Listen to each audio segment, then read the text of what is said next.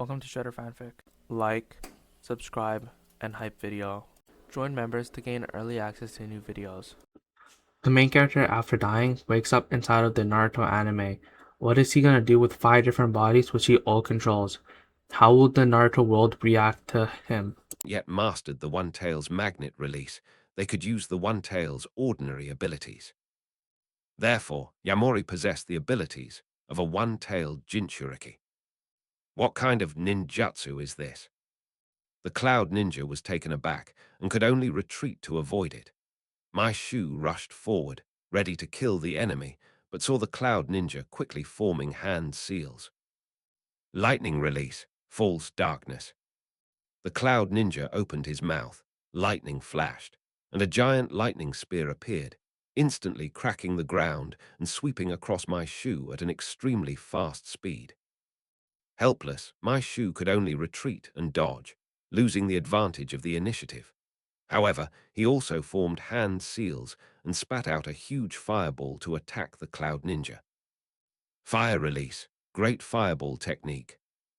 The Cloud Ninja had just landed when they saw the huge fireball. They didn't dare to be careless and immediately formed hand seals. Two done, two Liubai. A solid earthen wall appeared, blocking the fireball, and my Shu finished forming the hand seals once again. Shadow Clone Technique. 10 shadow clones rushed through the flames, their 10 short swords falling towards the Cloud Ninja. Damn it, his chakra is so abundant. Is he really just a Chunin? After a brief but intense battle, the Cloud Ninja realized that my Shu was not easy to deal with and dared not underestimate him, instead regarding him as a formidable enemy. The opponent's attacks are relentless, and I can only defend passively. This won't do. I must turn this situation around. The Cloud Ninja were experienced in combat, and their minds were not on defending against the attacks of these shadow clones, but on how to defeat Misato. In that case, lightning release, raging thunder torrent. The Cloud Ninja pressed their hands to the ground, consuming a large amount of chakra. In the blink of an eye, the ground began to collapse, and bolts of lightning shot out from the ground around the Cloud Ninja. This ninjutsu has a wide attack range, not only defeating all the shadow clones, but also forcing back Mikami, who wanted to flank and launch a sneak attack, pushing him back dozens of meters and directly disrupting his offensive rhythm. The two stood facing each other. Yunren gently exhaled and raised his hands slightly, ready to form hand seals at any moment. You're very strong. The stronger you are, the less we can let you leave alive, because you're a Kirigakua. Time was not on my Shu's side, so he didn't answer. Instead, he waved his hand, and 3 shadow clones came over and captured 3 Cloud Ninja Chunin. Just now, during the battle, the shadow clone had already defeated the opponent. If they chase us any further, I'll kill them. My Shu turned and left. Just as the Cloud Ninja captain was about to give chase, 3 shadow clones pressed a kunai against the prisoner's throat. The kunai instantly pierced the flesh, and blood flowed down the kunai. Damn it, you despicable bastard. The Cloud Ninja Jonin was filled with rage. He hesitated for a moment, and then saw that Misato's figure had already disappeared. With a helpless sigh, the Cloud Ninja Jonin made his choice. After spending some time, he took action to eliminate Misaki's shadow clone and rescue his subordinate. At that moment, the Raikage arrived and shouted, "Where's that brat?" The Cloud Ninja Jonin immediately pointed out the direction. Escape to the south. By the way, Lord Ari, the other party is not simple. Before the Cloud Ninja captain could finish speaking, Ari's figure had already disappeared into the distance, leaving him only to shake his head helplessly. It doesn't matter. With Lord Ari's strength, there won't be any problems. In fact, my Shu had a trick up his sleeve. He did flee south at first, but soon turned west, circled around, and finally headed straight north. The north is the land of lightning, so logically, Mikami shouldn't be there. But I've studied military strategy. I understand the principles of surprise attack and catching the enemy off guard. Right now, those cloud ninjas must be foolishly searching south. As it turns out, my Shu's understanding of military strategy was not very good. He only guessed half of it correctly. Ari did indeed pursue them southward, but because all of the Cloud Ninja's strongholds in the Moon Kingdom were destroyed, some of the Cloud Ninja went south to prepare to establish new strongholds. As the Cloud Ninja guarding the land of the moon, these people are not only strong, but also well-rounded. There are sensory ninjas, sealing ninjas, and combat ninjas. It has them all. The two sides, one to the north and one to the south, are heading towards each other. My Shu was also quite unlucky. After only half a day of running, he ran into this group of Cloud Ninja. Captain, an unknown ninja has appeared ahead. How is this possible? The chakra within him is terrifying. The sensory ninjas discovered Mikami in advance and immediately reported it to the commander. They must be some escaped ninja from the Mist Village. They fled north to avoid being hunted down by A, but they just happened to run into us. Ha ha ha, this is a gift delivered right to our doorstep. The commander was overjoyed and immediately led his men to attack. His team of ninjas, consisting of 3 Jonin, 6 Chunin, and 9 Genin, was already quite strong and had no fear of a mere Kirigakure ninja. A dozen seconds later, my Shu looked up and saw a flock of birds hovering and flying back and forth in the sky above the distant woods, but never landing in the forest. He immediately stopped. Misato judged that there must be a large number of enemies ahead, so he turned around and fled again. However, after running for more than 10 minutes and changing directions several times, my Shu found that he could not shake off the pursuers at all. On the contrary, they were getting closer and closer, and he could already see the pursuers' figures. Damn it, the enemy must have a sensory ninja. I hope the shadow clone technique can fool them. My Shu split into 5 clones, which fled in different directions. However, the sensory ninja used some kind of ninjutsu and found Mikami's true form in just a few seconds. The enemy's main body is there. Seeing that he couldn't shake off the enemy, Misyuk stopped wasting his chakra and stamina and stopped in a sparse grove of trees. Since they're so persistent, let's have a good fight and crush their courage. Chapter 58, I've got you. That damn bastard, how dare he play me? In the wilderness, Ari, furious, pursued the enemy northward. At this moment, he received a report from his subordinates and realized that he had been tricked like a fool. Being toyed with by a mere Chunin from the Mist Village was intolerable to the proud and arrogant A. Lightning erupted from his body, and his speed increased rapidly, leaving his newly arrived subordinates far behind once again. Lord Ari is very powerful. I feel very safe under his command. I don't have to worry about getting hurt or dying.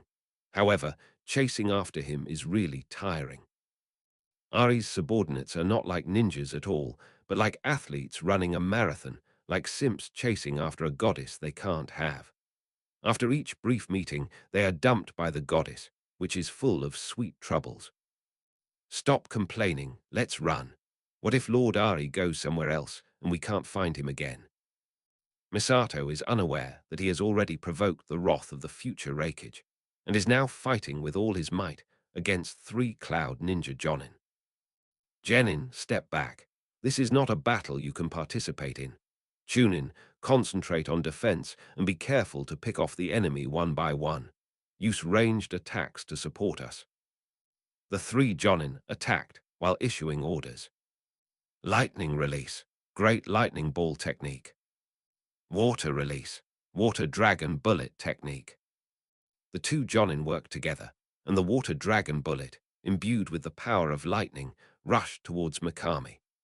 Meanwhile, the 3rd Jonin, clearly skilled in swordsmanship, raised his long sword and launched an attack directly alongside the water dragon bullet. Combination ninjutsu, what a hassle. Earth release is the most effective defense against water release ninjutsu. but it is difficult to effectively defend against a combination of water release and lightning release ninjutsu. Of course, if Misato's strength far surpasses that of his opponent, the nature of ninjutsu can be disregarded, and any ninjutsu can defend against the attack.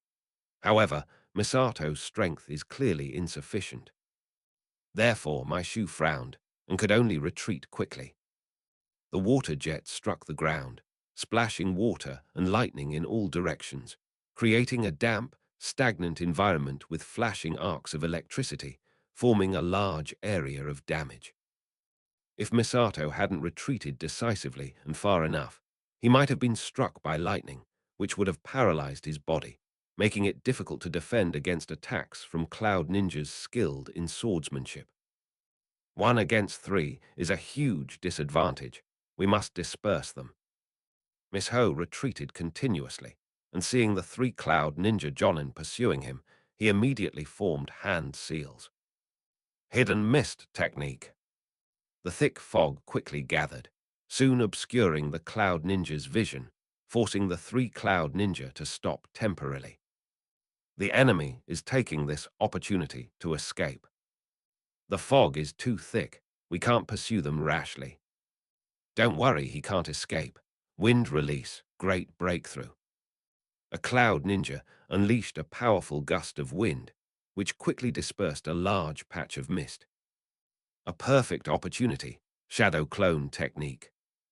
Taking advantage of the moment when a Cloud ninja was unable to retaliate by using ninjutsu, Mikami summoned 3 shadow clones and then rushed over together. Careful!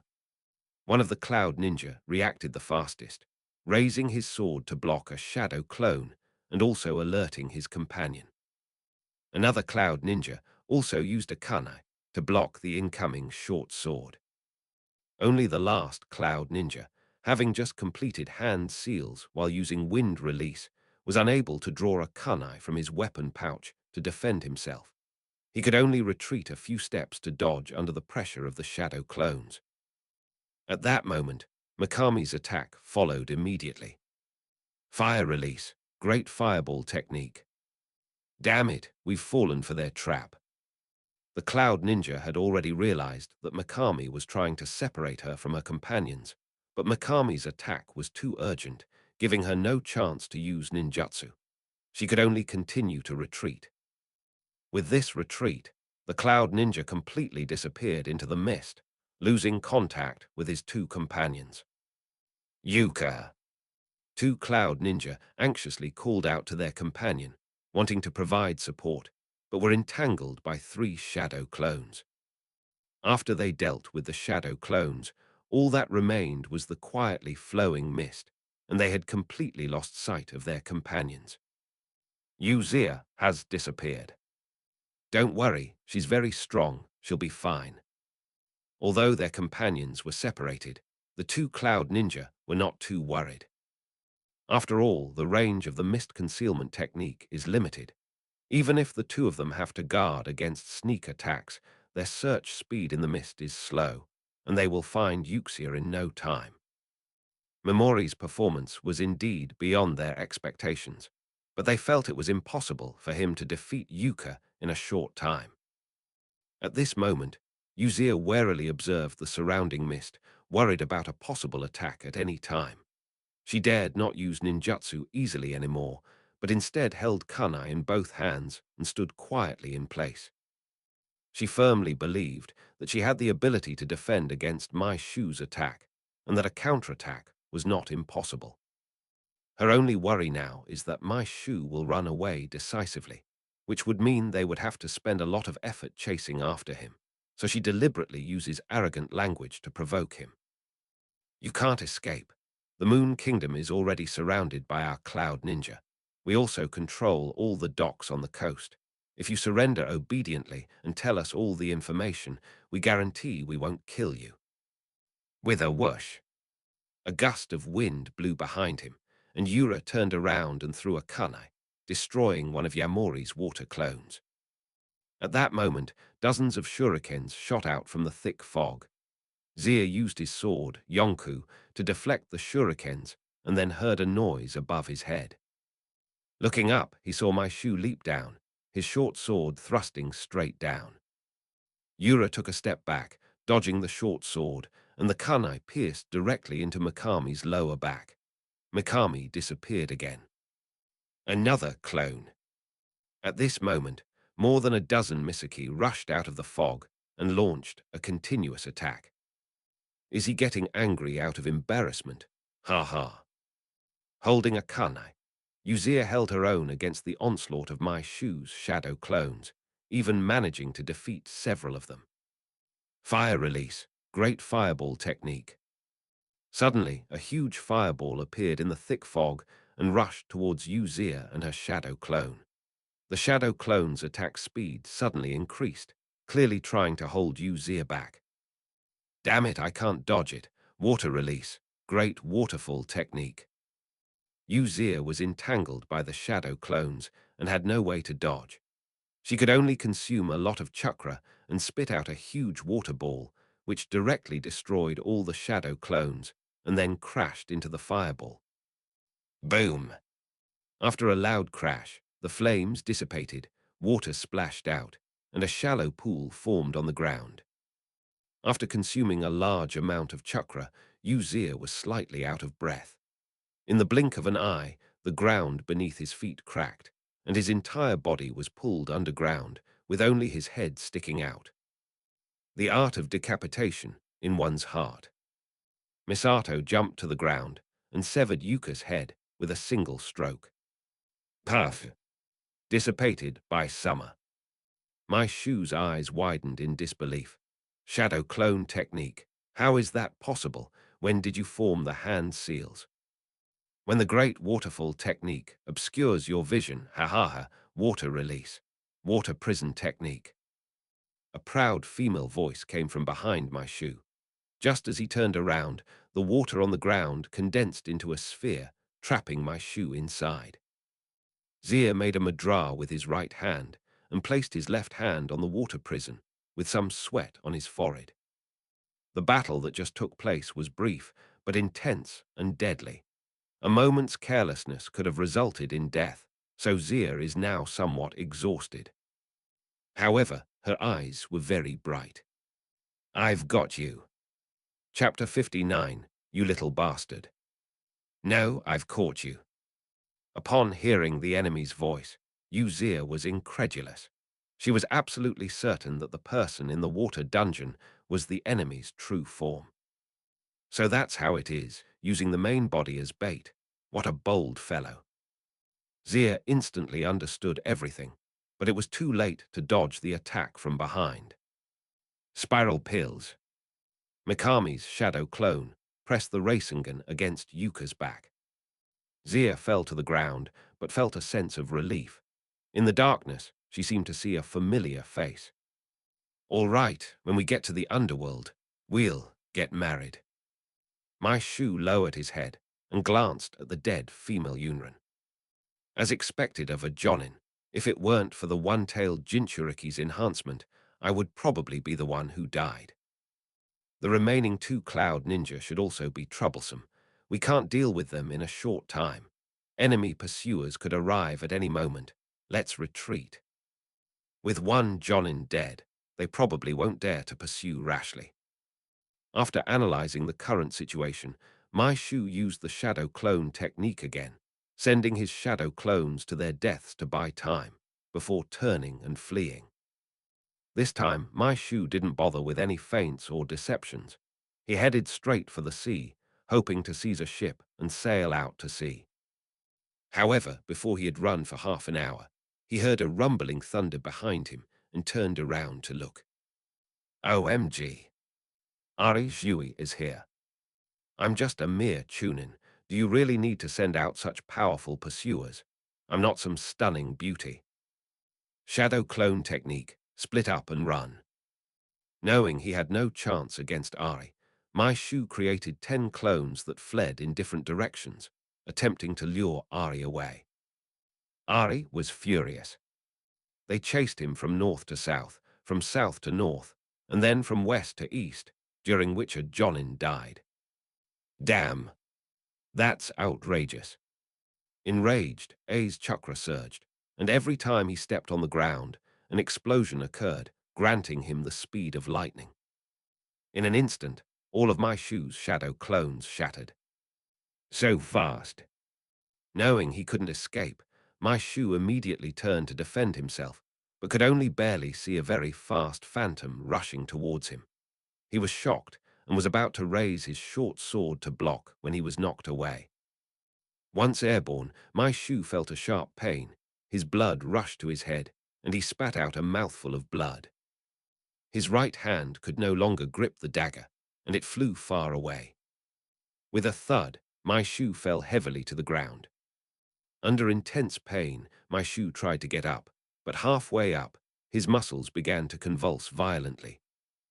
Her legs went weak, and my shoe knelt on the ground, breathing heavily, her eyes welling up with tears. He wasn't afraid of pain, nor was he afraid of death. I just feel that I haven't had a chance to fully enjoy the wonders of the ninja world, and it would be such a shame to leave now, and besides. Damn Oni Akiro, he made me suffer so much, and I haven't even beaten him up yet. At this moment, Ari stood in front of my shoe, his burly figure blocking the light and casting a shadow over my shoe. Kid, you couldn't even commit suicide in front of me. Be prepared. Hey, hey. My shoe looked up, glanced at Ari, and couldn't help but laugh. Ari asked unhappily, Kid, what are you laughing at? You really are ugly. When watching anime, the fourth Reikage A in his middle age, although not handsome, exudes maturity and majesty and looks very aesthetically pleasing. Unexpectedly, the young Ari was even uglier, like a scruffy lion. Don't try to provoke me. Ari snorted and was about to knock my shoe unconscious when a group of masked ninjas suddenly appeared and formed hand seals together. Fire release, great fireball technique. Wind release, great breakthrough. Dozens of enormous fireballs, amidst the raging hurricane, swept towards Ari like a sea of flames, covering an area of hundreds of meters in radius. Support from Kirigakure. Ari frowned, used the instantaneous movement technique, and instantly appeared hundreds of meters away, unafraid of the scorching heat wave rushing towards him. Rumble, rumble, rumble. Fireballs kept hitting the ground, igniting the dry grass and creating plumes of thick smoke. Just as Ari was about to move, he suddenly saw a group of masked men rush out of the thick smoke. They were all covered with explosive tags and were obviously preparing to use a suicidal tactic to delay Ari's progress. Damn it, the flood. Ari slaughtered the enemy, but 1,000 meters away, a masked man burst from the ground, carrying my shoe on his back as he fled for his life. Cough, cough, cough, you were wearing a mask. I thought it was Zetsu who saved me. I thought I could finally see Madara. What a pity. Upon hearing Momori's words, Kyokaro's voice came from the masked man's mouth. Idiot, you don't have the bloodline of the six paths. Neither Madara nor Zetsu would want you. With a loud slap, Kyokaro was speaking when he was slapped hard across the left cheek. Damn it, why did you hit me? You son of a bitch, I was almost captured the moment you arrived. And this isn't just a slap, it's leaving my flesh and blood behind. If you can't escape, just abandon me and take my flesh and blood to resurrect me in the future. Kyokaro felt his left cheek. It was sticky, indeed stained with Makami's blood. Seeing that Makami was determined to die, he quickly comforted him. Don't worry, if you can't escape, I'll personally give you a quick death. Then thank you in advance. Don't mention it, it's what I should do. The two argued as they fled, when suddenly Kyokaro exclaimed, Oh no, all the shadow clones are wiped out. Ari is ridiculously strong. Nonsense, they can already go toe-to-toe with the Eight Tails. Our one-tailed Jinchuriki is no match for them.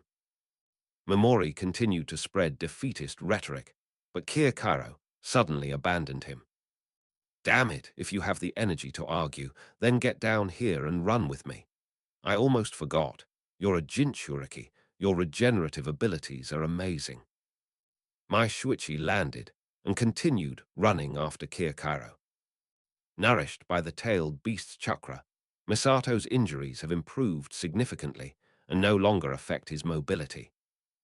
At that moment, a rumble of thunder came from behind, and my Shu was so angry that he gritted his teeth. "You've been chasing me all day. Why are you still doing this?" Kirkiro turned around and saw a shadow surrounded by lightning on the distant horizon. His expression changed drastically. "When he was pursuing you, was he always in chakra mode? He has more chakra than us. Damn it, we went through all that trouble to become Jinchuriki, and we're still not as good as his natural talent." Ari was incredibly fast, and the distance between them quickly closed. Kirkiro looked at Momori. "I guess we can't escape now.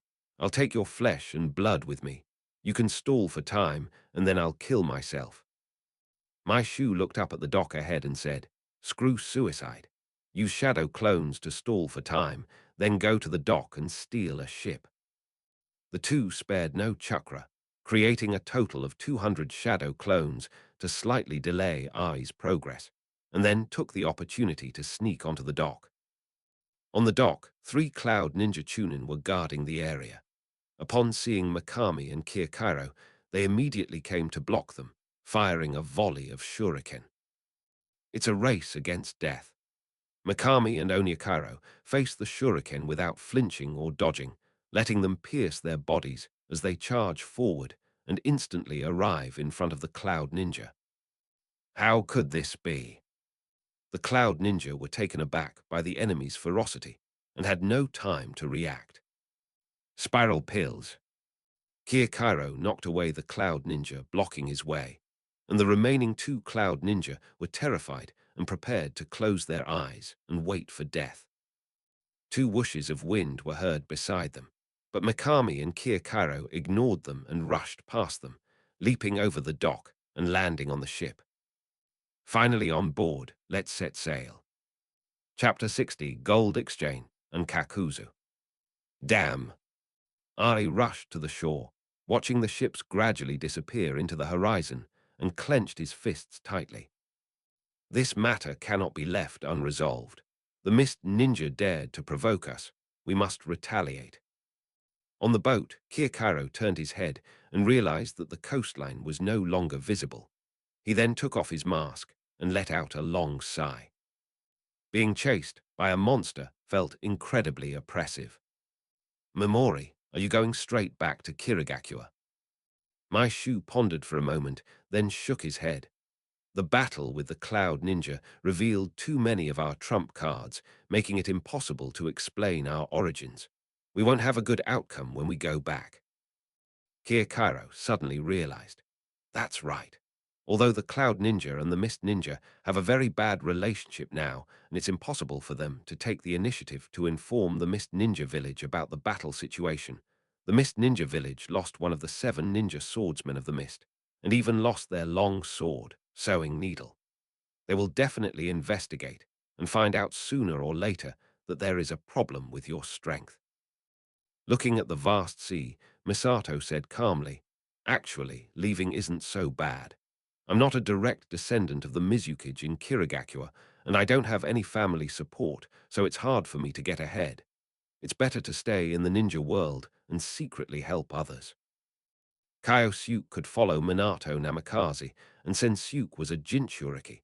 Both had bright futures in their respective ninja villages.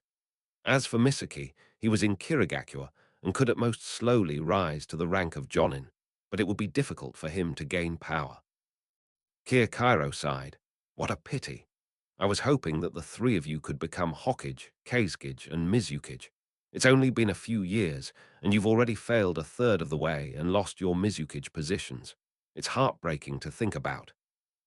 My Shu faced the sea breeze and drew a line on his headband with a kunai. "Life is full of disappointments. Besides, every cloud has a silver lining. Maybe I can make a name for myself after leaving Kirigakura." Kirkiro smiled and said, "I hope so." That night they reached the coast. Kirkiro returned to the land of the moon, while Momori headed towards the land of fire. The Land of Fire is located in the center of the ninja world, making it relatively easy to support others from a short distance. In the following days, both the Cloud Ninja and the Mist Ninja received orders to kill the enemy on sight. The fighting between the two sides lasted for several days, and they even frequently impersonated each other to launch surprise attacks on ninjas from other villages, drawing more and more ninja villages into the fray. The already tense relationship between the various ninja villages has become even more chaotic, with large-scale vendettas no longer limited to the Mist Village and the Cloud Village, but spreading to all ninja villages. Damn it! The Cloud Ninja not only refused to return the stitches, but they also killed so many of our ninjas. The fourth Mizukage looked at the report in his hand, extremely angry, and immediately gave the order. Assemble the troops immediately. Let's set sail and start a war against the Cloud Ninja. Not long after, the third Reikage received intelligence that the Kirigakure had gathered its ninja and resolved to wage war. HMPH, we were originally planning to deal with Konoha, but since the Mist Ninja are courting death, then let's start the war. Let's crush the Mist Ninja. The Mist Ninja and the Cloud Ninja had long been preparing for war, so they quickly assembled a large-scale ninja army and began their two-way march. Because the Cloud Ninja made no attempt to conceal their intention to wage war, Matsusaka and Toshio Tsuchikage, as well-informed merchants, quickly learned of the Cloud Ninja's gathering and realized that war was likely to break out, causing them great distress. Their suffering is not because war will cause rivers of blood, but because if there is a war, Kiyokaro will make a lot of money, and he will use the food in their warehouses. As successful business people, they find it more painful to watch others make money than to lose money themselves. The Matsusaka man from Ise was wiping away sweat and pacing anxiously.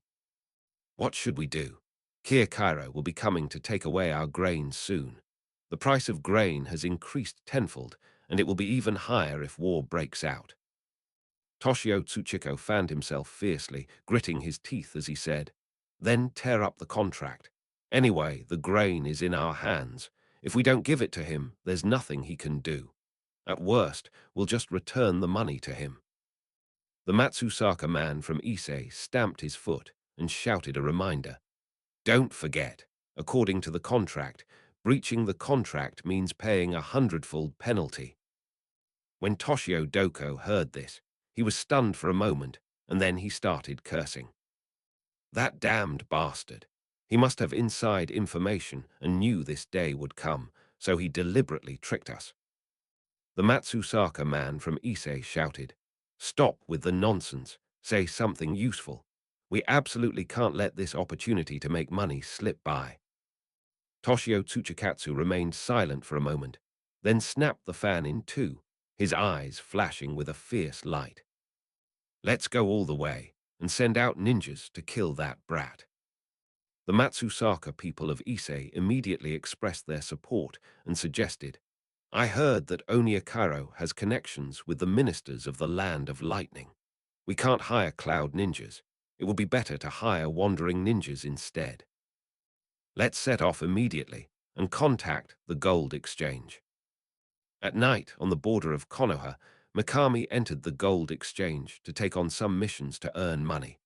Unexpectedly, while browsing the missions, he saw a mission to kill Oni Akiro. This is a great mission. The target is weak, and the reward is high. It's a pity that the time is too short. It needs to be completed by tomorrow, which means we won't be able to reach the Moon Kingdom in time. Behind my shoe, a tall figure appeared. Upon seeing the task sheet in my shoe's hand, his words were filled with disappointment. Unexpectedly, I encountered an anime character as soon as I arrived in the Land of Fire. A rogue ninja from Takigakure, with green eyes and a black mask. That's right, it's Kakuzu, who will become a member of the Akatsuki. HMPH, old man, you're quite confident. My shoe leaned against the wall, a disdainful sneer on his face. In the cruel environment of the hidden mist village, Momori developed a cold-blooded personality. Now that they've become rogue ninjas, they're even more unscrupulous, showing no fear whatsoever when facing Kakuzu. Pity. Kakuzu glanced at Yamori's headband, then at Yamori's face, and said again, "What a pity. Unfortunately, your name isn't on the bounty list, so there's no money to be made by killing you." My shoe seemed to have heard the funniest joke, laughing uncontrollably, attracting the attention of many people. But he didn't care at all, even laughing so hard he bent over. Then he straightened his head and said something full of coldness. "Uncle, you'll retire when you get old, right? Talking big will get you killed." Humph. Kakuzu snorted coldly, and the murderous aura around him was terrifying. People around him were terrified and hurriedly fled from the gold exchange. Seeing that a fight was about to break out, the person in charge of the gold exchange immediately came over, put his hands together, and showed a humble smile. "Heh, you two ninja masters, please don't fight here, please, heh." A moment later, in the forest, Mikami and Kakuzu stood facing each other. Yamori drew his short sword and announced his identity. Yamori, a rogue ninja from Kirigakura. Kakuzu said dismissively, "A nobody. Killing you will make me famous." My shoe charged straight ahead, his blade curved like a cold moon. Chogue.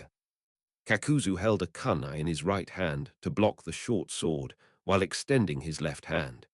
Countless black lines appeared on his left hand, directly trapping Yagami. "So you were provoking me to make a name for yourself. You've picked the wrong target."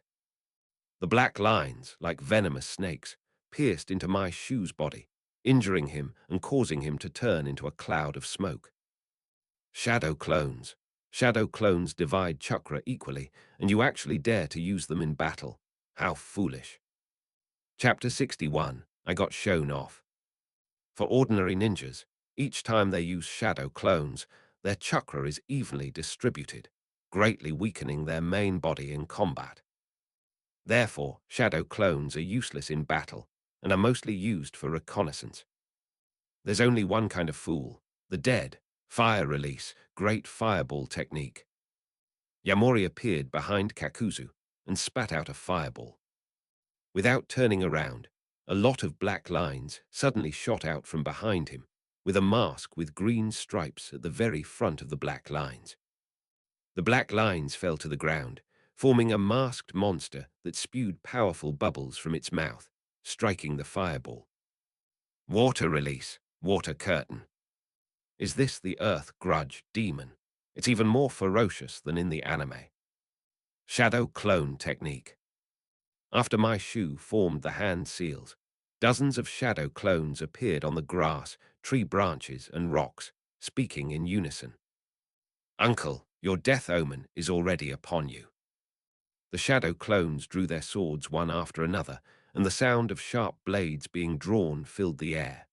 A chilling aura suddenly erupted, and the forest fell silent, with no insects chirping or birds singing. Kakuzu turned around and glanced around. Things are getting interesting. Kill. The shadow clones charged forward one after another, determined to kill. The short sword slashed at Kakuzu's heart, neck, limbs, and internal organs from various angles. Useless effort. Countless black lines appeared on Kakuzu's body, transforming into sharp arrows that shot out in all directions, shattering one shadow clone after another. Water release, water dragon bullet. Lightning release, lightning strike. After the shadow clones shattered and the smoke dissipated, the two shadow clones used ninjutsu, launching a water dragon bullet imbued with lightning directly at Kazukazu. Combination ninjutsu. Angle raised an eyebrow, choosing not to take the hit head-on, but instead jumping backward to dodge. Instantaneous movement technique. A shadow clone flashed behind Jairoju, its short sword aimed straight at Jairoju's back. Water release, water dragon bullet. The masked monster spat out a water dragon bullet, which shattered the shadow clone, protecting Kakuzu so he could land safely. Your chakra is very abundant. I'm already looking forward to it. Despite fighting for so long and using shadow clone jutsu and other ninjutsu multiple times, Mikami showed no signs of chakra depletion, indicating that Mikami's heart is in excellent condition. Some time ago, my Shu was chased by Yun Ren and had to hide like a coward. Later, he was even knocked out by Ari with one punch and was brutally beaten. My Shu has been feeling depressed ever since. After testing him, Mikami has determined that he is no match for Kakuzu. However, despite Kakuzu's strength, Mikami was confident he could escape. This kind of opponent is just right. In Kirigakura, one can only be cautious and careful, but in front of A, there is no way to fight back. Now, I can finally fight without any worries and completely release the pressure in my heart. Thinking about all this, my Shu was in a good mood and couldn't help but chuckle. Heria, Kakuzu, let's fight. Shadow clone technique. Numerous shadow clones, numbering over 100, appeared again in the forest, densely surrounding Kakuzu. Looks like I need to get serious. Two more black lines emerged from Kakuzu's body, forming two masked monsters, which then launched an attack. Fire escape to Kiku. Wind release, pressure damage. The two newly appeared monsters, one spewing out flames as fierce as seawater, and the other spewing out a high-speed, spinning hurricane. The two ninjutsu combined to form the super-powerful composite ninjutsu, Flame Wind Chaos Wave. In the blink of an eye, everywhere my Shu could see was raging flames and rising smoke that covered the entire sky. The trees were set ablaze, the earth was scorched, and even the air we breathed was so hot that it made our lungs feel extremely uncomfortable. Many of the shadow clones were instantly ignited, and only a small number of them risked their lives to cross the sea of fire and reach Kakuzu. Instead, countless black lines appeared, and the shadow clone was instantly destroyed. At this moment, a shadow clone used Earth Release to successfully approach Kakuzu, and its hands burst out of the ground, suddenly grabbing Kakuzu's feet. The art of decapitation in one's heart. With his feet grabbed, Kakuzu didn't even look at them. Black lines shot out from his ankles and pierced into the ground, killing the shadow clone instantly. As the battles continued, as a ninja, Mikami instinctively assessed Kakuzu's strength, which could be summed up in two words: comprehensive. That's so comprehensive. With numerous ninjutsu techniques and powerful taijutsu, she can be used as a turret for ranged combat or as an assassin, using Earth Grudge Fear to launch surprise attacks in close combat. Experienced and with long battery life, he can calmly assess the situation during battle, and the chakra provided by his 5 hearts makes him unafraid of human wave tactics and attrition warfare. There are only 3 ways to defeat an opponent like Kakuzu. First, overwhelming strength. As long as you are strong enough that even Kakuzu cannot resist, you can easily defeat them. Secondly, a ninja team of similar strength, with appropriate tactics and good teamwork, should have little problem defeating Kakuzu, but killing him is not certain. Third, activate the protagonist's halo. The protagonist is invincible. It's that simple. None of the 3 methods meet the requirements. However, what I want isn't victory, but rather catharsis. Shadow clone technique. If 100 shadow clones aren't enough, then 200 will do. Let's go together. In a scorched forest, numerous shadow clones swarmed in. Faced with wave after wave of shadow clones, the 3 masked monsters used ninjutsu to defend themselves, forming a solid defensive line. Even if a shadow clone broke through the defense line and came to Kakuzu's front, it was easily destroyed by Kakuzu. Kakuzu remained calm, assessing Mikami's current situation and trying to unsettle Mikami with his words. This is your limit, isn't it? Even if you still have plenty of chakra, can your spirit withstand the impact? Besides splitting the main body's chakra, shadow clones have another major drawback. When a shadow clone is destroyed, the negative effects are also borne by the main body. So many shadow clones were impaled, strangled, burned, had their limbs severed, had their hearts and lungs ripped out, and were burned alive. With so many ways to die and so much torture, could your spirit withstand it? Of course he couldn't hold on. Otherwise, with the one-tailed beast's chakra, Mikami wouldn't have only created 200 shadow clones, but rather 1,000 or 10,000. As more and more shadow clones were destroyed, the pain of their deaths continuously accumulated in Misaki's brain, impacting his spirit. I've vented enough. I feel much better. It's time to leave. Mikami's brain began to ache, and sweat beaded on his forehead. Just as he was about to retreat, he saw that Kakuzu had eliminated the shadow clones, but had not attacked. The three masked monsters returned to Kakuzu's body. Kakuzu gave Yamori a deep look, then turned and left. On the scorched earth, Kakuzu gradually faded into the distance, leaving only a silhouette and a few words for Momori. You're quite good. I look forward to the day you become famous in the ninja world. At that time, your life will be very valuable, and that will be my day of reckoning. Are they treating me like a pig? Upon seeing this scene, my Shu cursed. Damn, someone else showed off.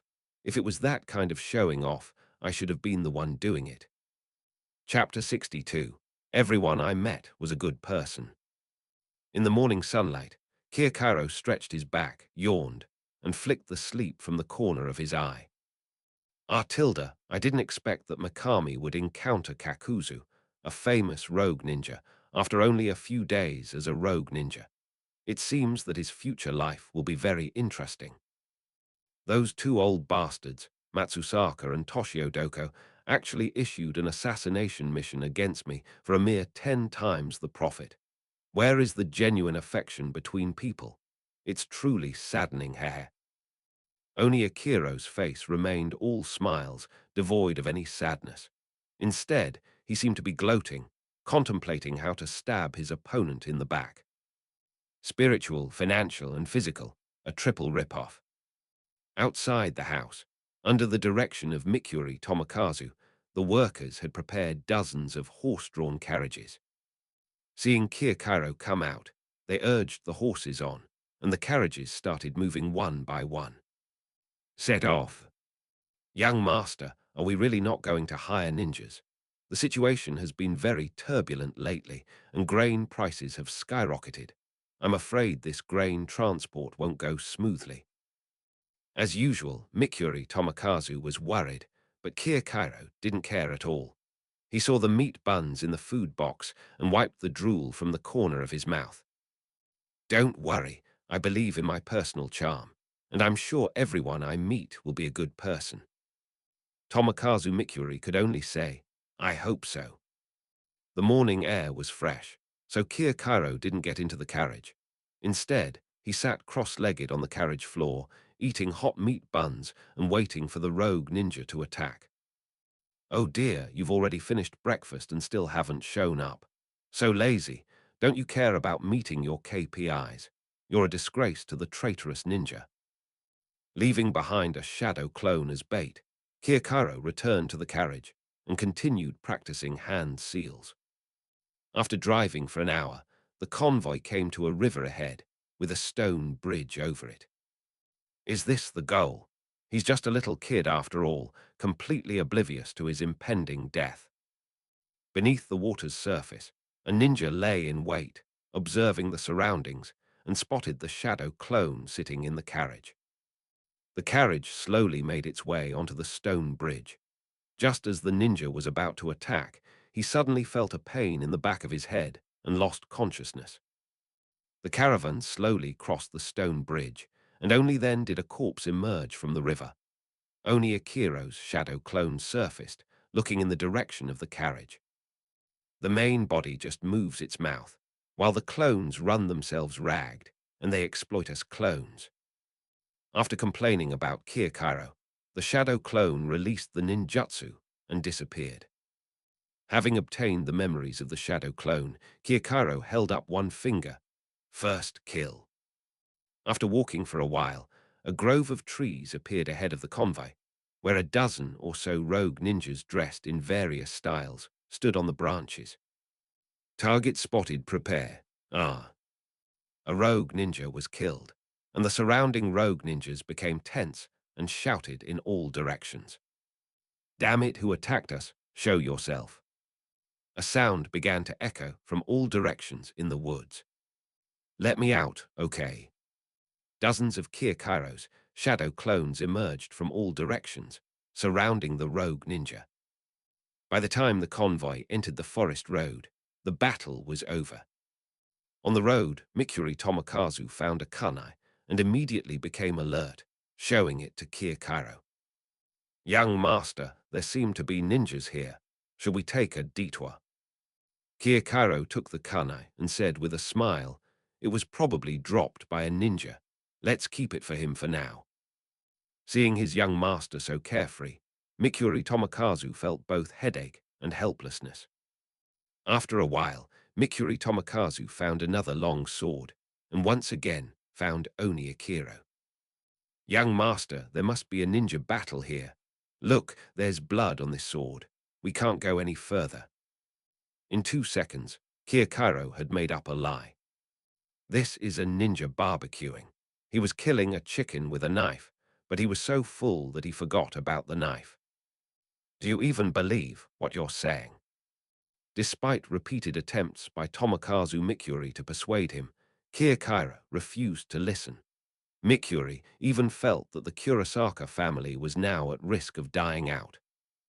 Not long after they left, Tomokazu Mikuri saw an unlit explosive tag in the grass. Terrified, he ran to see Kiyokaro again. Young master, this is an explosive tag. If it explodes, we'll all die. Stop it, young master. Kiyokaro stopped lying and put away the explosive tags, nodding in satisfaction. Explosive tags are valuable. I didn't expect to have such an unexpected gain, ha ha ha. Tomokazu Mikuri was almost in tears. Young master, now is not the time to worry about these things. Kiyokaro, however, became interested and urged Mikuri Tomokazu to hurry up. Go and take a closer look. You might find something even more valuable. Ha ha ha. Hurry up and pick up the equipment. Under the protection of the shadow clones, the convoy safely arrived at the location of the granary. Inside the granary, Matsusaka and Toshio Tsuchiko were greatly surprised when their subordinates reported that Oni Akiro had gone outside. How is that possible? We paid a high price. Why didn't the rogue ninja kill Kiyokaro? The Matsusaka man from Ise roared ferociously, while Toshio Tsuchiko trembled and pointed behind the Matsusaka man from Ise. Ninja, Oniakiro, has hired an even more powerful ninja. Matsusaka-jin from Ise suddenly turned around and saw a masked young ninja, who was none other than a shadow clone of Kiyokaro. The shadow clone delivered a single punch, causing the Matsusaka man from Ise to bend over like a shrimp and vomit on the ground. When the warehouse door was opened, Tomokazu Mikuri was very surprised by the scene inside. What happened? Matsusaka Tomokazu and Toshio Tsuchiko, with their hands bound, lay on the ground, groaning weakly. They had many bruises on their bodies, clearly having been badly beaten. At this moment, Tomokazu Mikuri realized what was happening and looked at Kiyokaro. Young master, could it be that you secretly hired ninjas? Kiyokaro smiled, neither confirming nor denying Mikuri Tomokazu's question. They hired ninjas to assassinate me for their own profit, and they must pay the price. The reason why Oniakaro didn't kill Matsusaka and Toshio Tsuchiko was certainly not because he was kind, but because of greater interests. Besides the grain business, the two of them also own many other businesses, which amounted to a tremendous amount of wealth. Their existence was solely for the purpose of inheriting this wealth. These industries are quite diverse and complicated to manage. In addition, Kiyokaro is not capable of keeping them all to himself, so he will entrust most of them to Take Nishio. This time, Kiyokaro had a valid argument. Taking this wealth did not constitute robbery. With Take Nishio's endorsement, Kiyokaro no longer needs to worry about retaliation or hidden dangers. As for Matsusa Kato and Toshio Doko, they will die in some hidden corner after experiencing the pain of becoming penniless. Even if Kiyokaro doesn't take action, Take Nishio will, and eliminate any future troubles. The matter was resolved satisfactorily, and the grain speculation was a great success. Tomokazu Mikuri was very happy, while Kiyokaro handed over the follow-up work to Tomokazu Mikuri and disappeared again. The cloud ninja he hired sent word that they had discovered Kuroda Hiroki's whereabouts. Last time we were delayed because of the cloud ninja's pursuit, and we failed to kill him. This time, we cannot let him go again. Chapter 63, The Third Shinobi World War, erupts. Damn it, there are too many cloud ninja. In the dark cave, Hiroki Kuroda bandaged the wound on his right arm and rested against a corner. During this period, the Cloud Ninja and the Mist Ninja began to confront each other on the coastline of the Moon Country and continued to concentrate their forces, launching countless small-scale attacks. To maintain stability in the rear, the Cloud Ninja dispatched elite troops to wipe out all hostile forces in the Moon Kingdom. Hiroki Kuroda's companions have all been killed. Only he has survived to this day because of his strength and familiarity with the environment of the land of the moon. Despite the hardships he encountered, Hiroki Kuroda was not discouraged in the slightest. His deep-seated hatred for the Yunrin burned fiercely in his heart, generating endless motivation, and he even began to plan his next move. The Ninja World War will break out soon, and the Cloud Ninja will definitely join the war. War inevitably brings chaos, and that is my chance to rise again. No, you don't have a chance. Kiyokaro suddenly appeared from the wall, plunged a short sword into Hiroki Kuroda's heart, and twisted it violently. Cloud Ninja, lackeys. Seeing Kuroda Hiroki's unseeing eyes, Kiyokaro said softly, "Don't misunderstand, this is a personal grudge." With this matter resolved, Kiyokaro felt a great weight lifted off his shoulders. Next, to continue making money, we need to choose a location for the base, buy equipment, and recruit people. The troublesome things have become even more numerous. In the 46th year of Naruto, the ninja world was like a fire burning with oil. Everyone knew that war was about to break out. In the second half of the year, the Cloud Ninja and the Mist Ninja, who were in a standoff, were likely to be the first to start the war. The outcome was completely unexpected.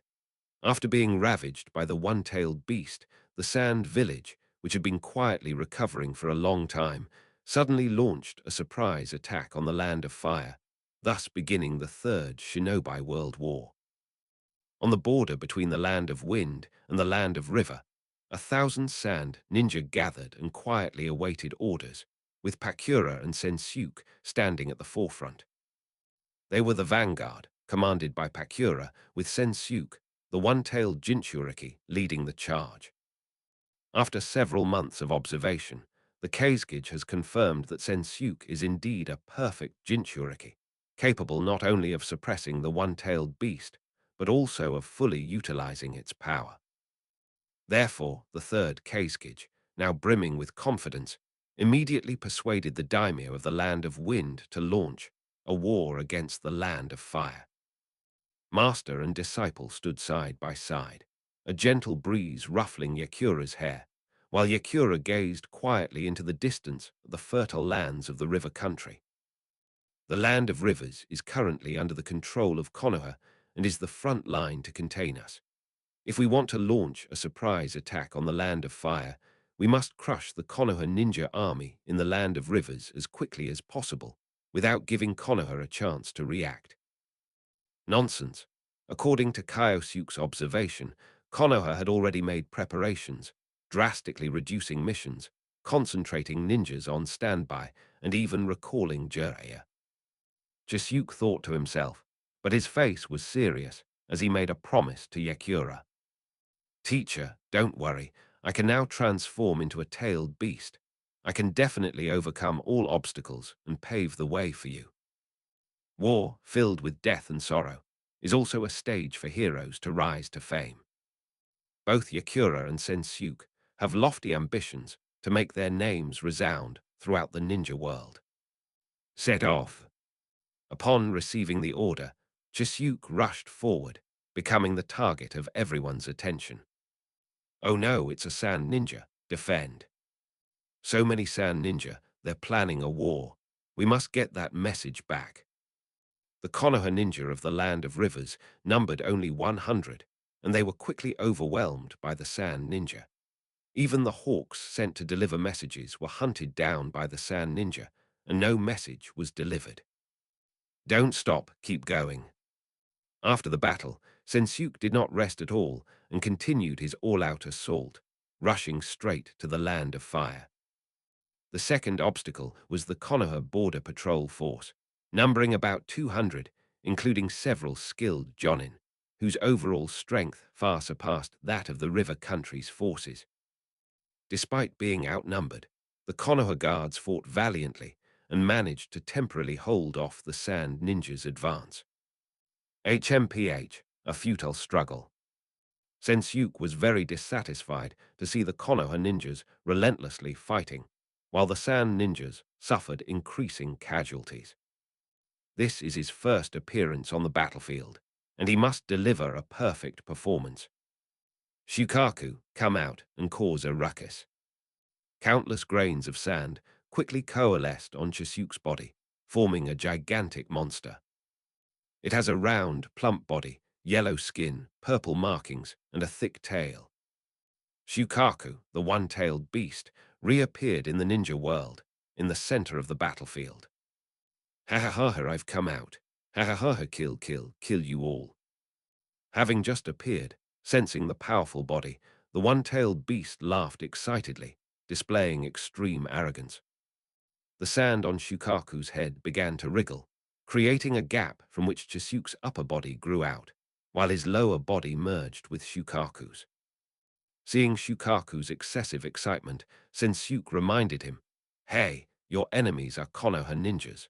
Don't kill your own people, or we'll be imprisoned again after the war ends." Shukaku snorted in dissatisfaction. "All right, you chatterbox, now enjoy my performance. Wind release, sky bullet training." Shukaku opened its mouth and spat out a huge whirlwind, shattering numerous trees and killing several Konoha ninjas who couldn't escape in time.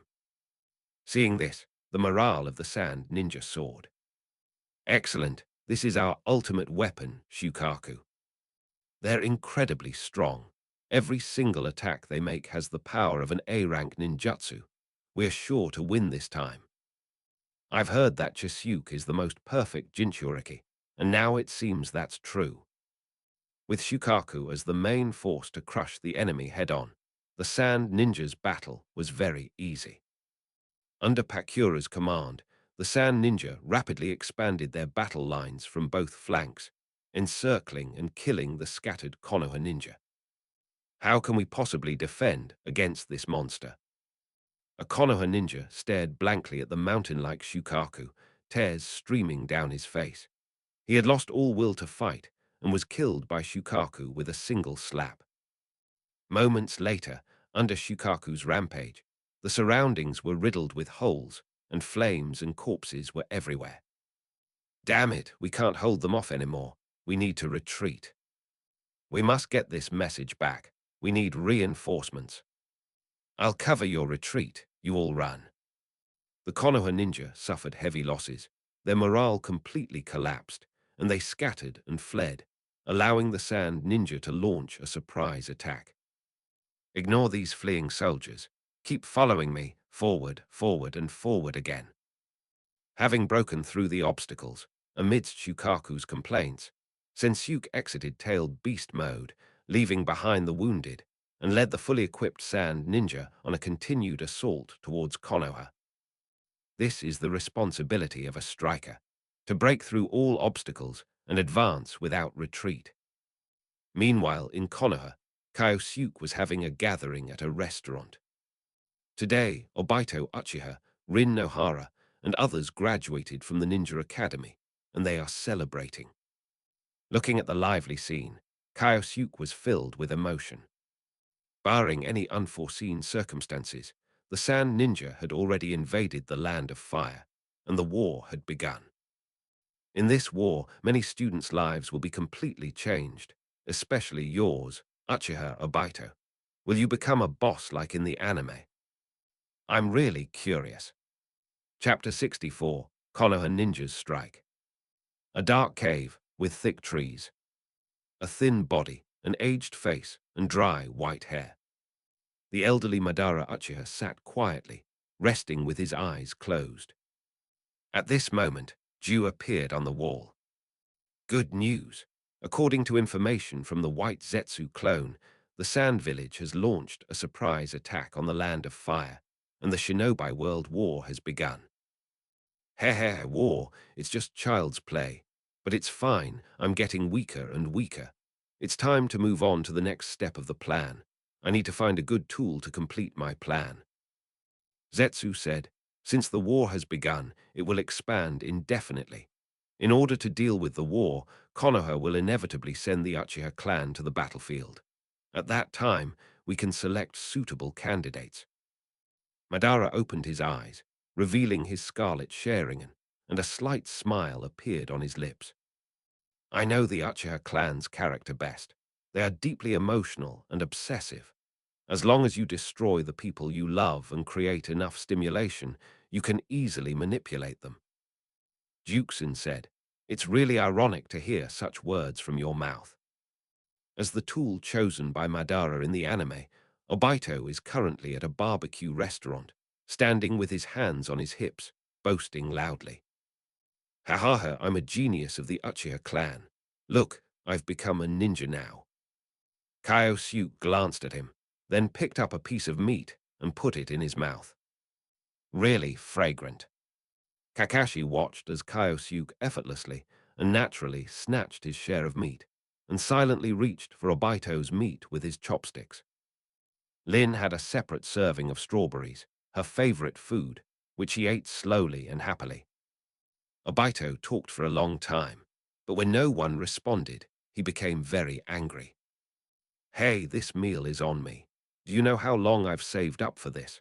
You guys should listen to me.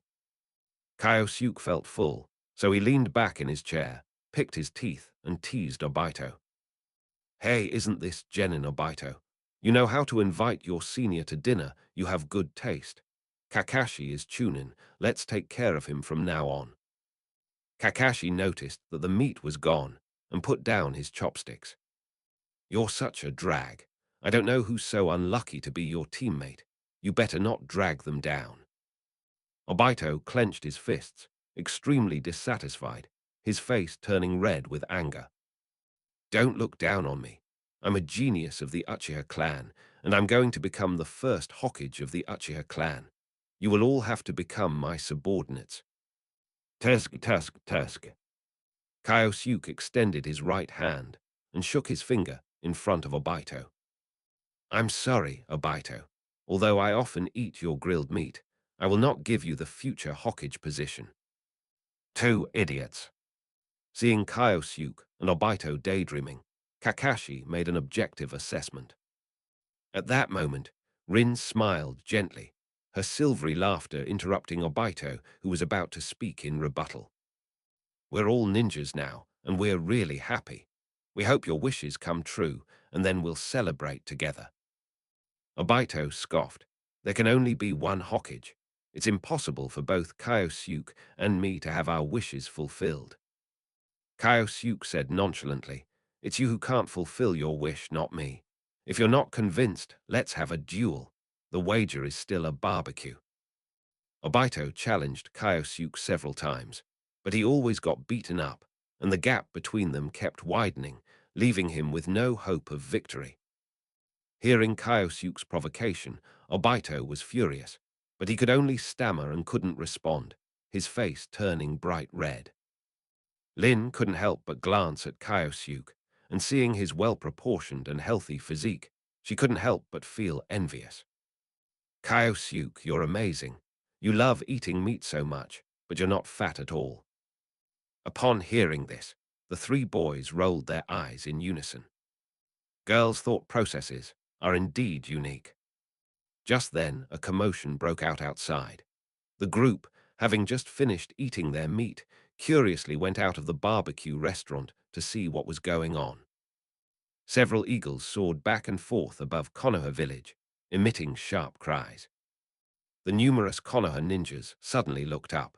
Their expressions changed drastically, and they immediately dropped what they were doing and jumped onto the building. The Jonin, in particular, moved among the buildings and quickly gathered at the foot of the Hokage office building. The three advisors, including the third Hokage and Danzo, were already waiting here. Jiraiya and Orochimaru stood at the very front of all the ninjas, fully armed. The ninjas who arrived later stood behind the two of them. No one spoke. A heavy atmosphere permeated everyone's hearts. Seeing that almost everyone had arrived, the third Hokage took the pipe out of his mouth, immediately attracting everyone's attention. We just received intelligence that the Sand Ninja have launched a surprise attack on our forces and are now within the Land of Fire's borders. The Shinobi World War has begun. The third generation delivered the shocking news in calm words. Although the situation in the ninja world was tense that year, they knew that war would break out sooner or later. Although killing is the meaning of their existence as ninjas, many of them were survivors of the last war. Although they were confident that under the Hokage's leadership, they could defeat all enemies. But when war actually broke out, their emotions fluctuated wildly. Despite the long standoff and tense relationship between the Cloud Ninja and the Mist Ninja, a full-scale war has yet to break out. As a result, the Sand Village, without making a sound, directly invaded the Land of Fire, which was completely unexpected by everyone. Unexpectedly, those Sand Ninja guys launched the attack first. That's surprising. Orochimaru wore a faint smile on his pale face, his smooth hair swaying in the breeze, but he was furious inside. His experiments were becoming increasingly in-depth, but the damned war was hindering his progress in seeking the truth. If he weren't a disciple of the third generation, he wouldn't have gotten involved in such pointless wars. Jiraiya felt the same way as Orochimaru. He deeply abhorred war because he knew its destructive power was too cruel. There is so much beauty in the world. Why can't we just appreciate it instead of fighting each other? Lord Hokage, give the order. We will definitely defeat the Sand Village. Give the order, Lord Hokage. Attack, attack. The war has begun, and some ninjas have spoken up, expressing their determination to fight. Seeing everyone's high morale, the third generation nodded with satisfaction. Orochimaru, you lead a group of elite troops to intercept the Sand Ninja immediately. Konoha is entering a state of war. All ninja are on standby at home. We must assemble our ninja army to deal with all enemies. Speed is of the essence in war. With Orochimaru as the commander and elite jonin, such as Ino Shikacho as the core, a ninja army of nearly 1,000 people quickly assembled and headed west. After dispatching the ninja army, Jiraiya expressed his concerns and questions in the Hokage meeting room. The Sand Village has clearly been preparing for this war for a long time. The Kazekage will likely lead the attack personally, and Orochimaru probably won't be able to withstand it.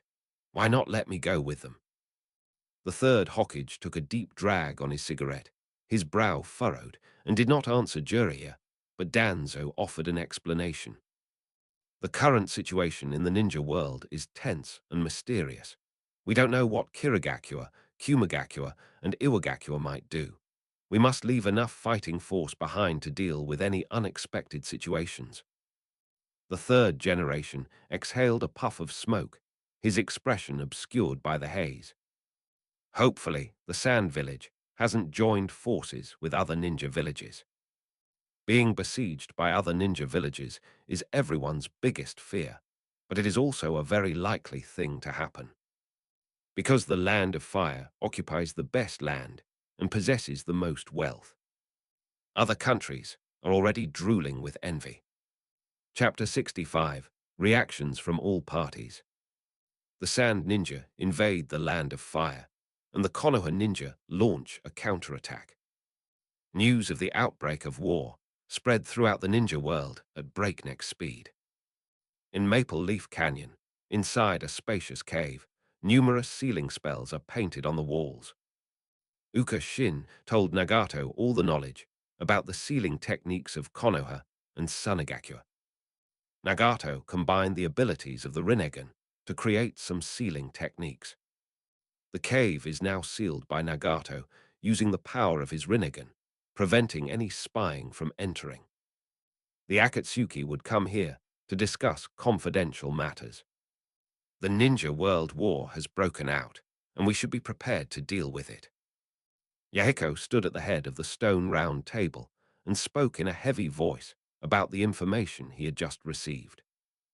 Around the round table stood 7 people: Ukanobu Nagato, Konan, Kyosuke, Obatsu, Okie Ryotaro, and Tanaka Haijuki. They are currently the core members of the Akatsuki organization. War and the Hateful War. As a war orphan, Nagato's tragic memories filled her with a deep aversion to war. Beside Nagato, Konan, also a war orphan, understood Nagato's feelings and placed her hand on Nagato's shoulder to comfort him. Nagato looked at his companions and quickly smiled. "I'm fine. We've established the Akatsuki organization and will definitely be able to end the war." The Buddha then looked at Yahiko. "Yahiko, what should we do?" Yahiko thought for a moment, feeling utterly powerless, and his tone became somewhat sorrowful. "With our strength, it is difficult to interfere in the war of the great ninja village. For now, we can only continue to develop, protect the people around us from the harm of war, and recruit more people." Kyusuke spoke up. "The Rain Ninja have appeared around us many times recently, clearly noticing our presence. How should we handle our relationship with the Rain Ninja?" Recalling the scene in the anime where Yahiko and his group were besieged by Aimgakure and Danzo, Uka Shin spoke up. "In this chaotic world, we must actively engage in diplomatic negotiations with all parties to express our goodwill." After saying that, Uka Shin changed the subject. "However, people's hearts are unpredictable, so we must also do a good job of intelligence work to avoid being attacked and exploited by others." What you said is as good as nothing at all. It's all just grand principles, but it's actually useless. Ignoring Uka Shin's words, Yahiko said to Kyusuke, "We've taken in some Rain Ninja rogues, and they might be unhappy about it. Kyusuke, go and test their attitude." Kyusuke said, "Yes." At this moment, Uka Shin spoke again. "Don't just focus on the Ninja World War. In this chaotic period, Madara will definitely make a move, so we must be careful." Yahiko nodded, agreeing with Uka Shin's words. Indeed, with the outbreak of war, we cannot remain unaffected. Rogue ninjas, the major ninja villages, and Madara in the shadows are all potential enemies. We must be extremely careful.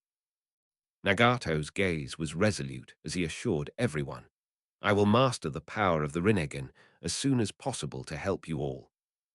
The meeting ended, and everyone had a new task. Diplomatic coordination, sweeping away rogue ninjas, pacifying the people, training ninjas, researching ninjutsu, and strengthening defenses. Even Uka Shin had to lead patrols to expand the base's defensive perimeter. "Let's go, Maso. This is your first real battle. Good luck." "I will try my best." Among Uka Nobu's men, Maso, carrying a long sword as tall as himself, followed closely behind the group. In the land of the moon, at the Cloud Ninja camp, The Reikage put down the letter in his hand. The Kazgij wants to join forces with us to attack the Land of Fire. What do you think? Ari picked up the letter, glanced at it, and said loudly, "The Kazgij is afraid that he can't defeat Konoha, so he wants us to attack Konoha to relieve their pressure. He talks about dividing the Land of Fire equally. HMPH, we Cloud Ninja will take the land we want ourselves." After thinking for a moment, the Reikage made a decision. Send someone to negotiate with the Mist Ninja, and both sides will withdraw their troops. Ari, young and impetuous, immediately objected. That would make us Cloud Ninjas look weak. Even if we want to retreat, we should defeat the Mist Ninjas first. Reikage shook his head and explained his reasons. Even if we defeat the Mist Ninja here, it will be difficult to gain enough benefits. Compared to the Land of Water, the Land of Fire is the real treasure. Moreover, the Tsuchikage is cunning and treacherous. We are currently in a standoff with the Mist Ninja. The Sand Ninja are attacking Konoha, and only the Iwa Ninja have not made any moves. I am worried that they will launch a sneak attack on us. Hearing this, Ari stopped objecting.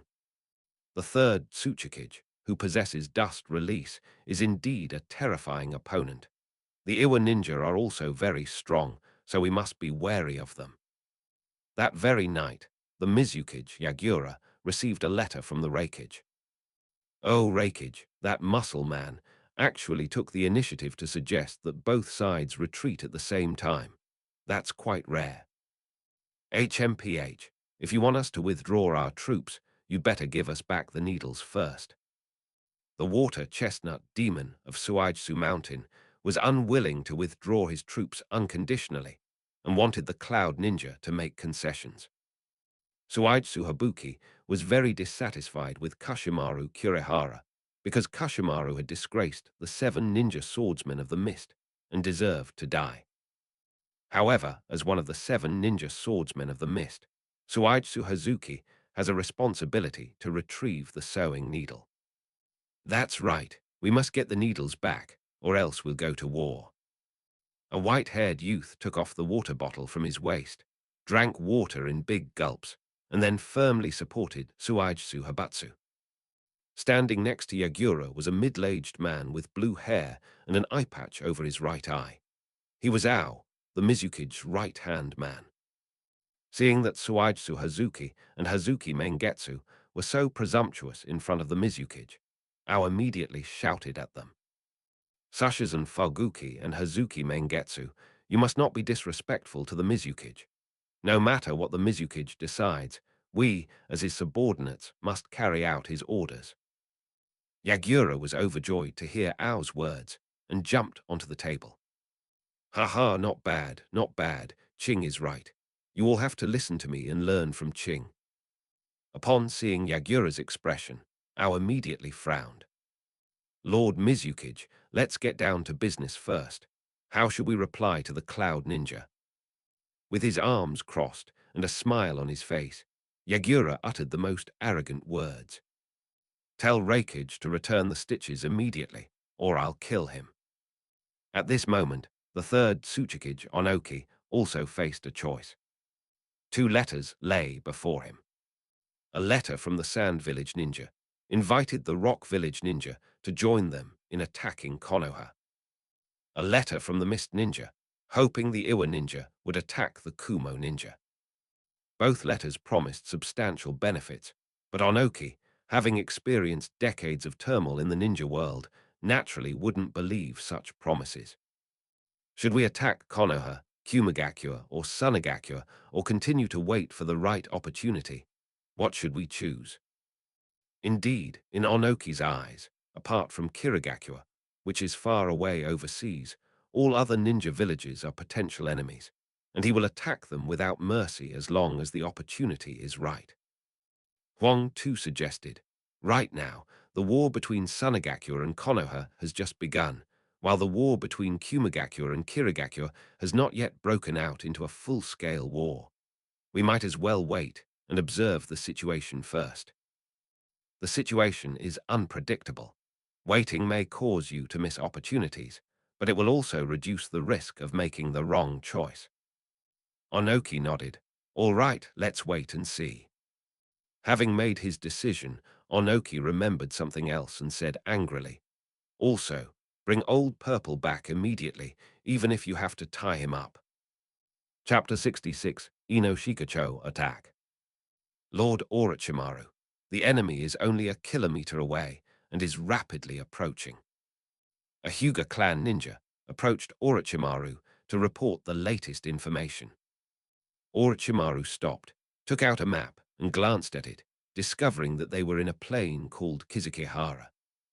There are no forests or mountains here, and the view is wide open, making it unsuitable for defense.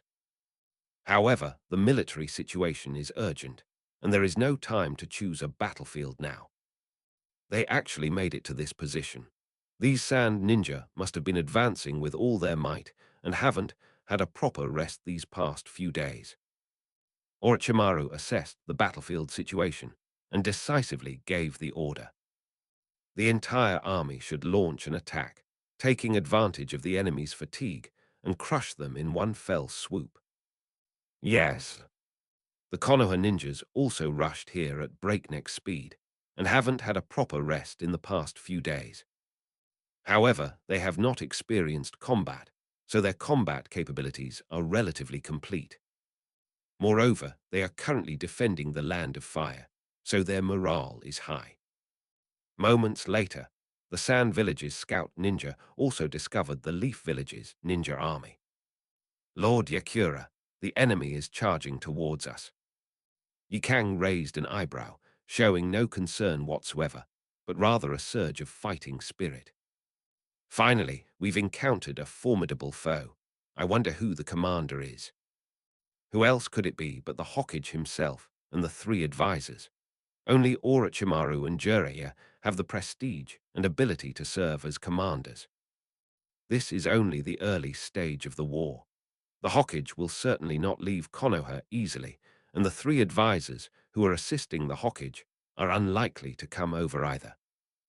So the one they encountered this time was either Jiraiya or Orochimaru.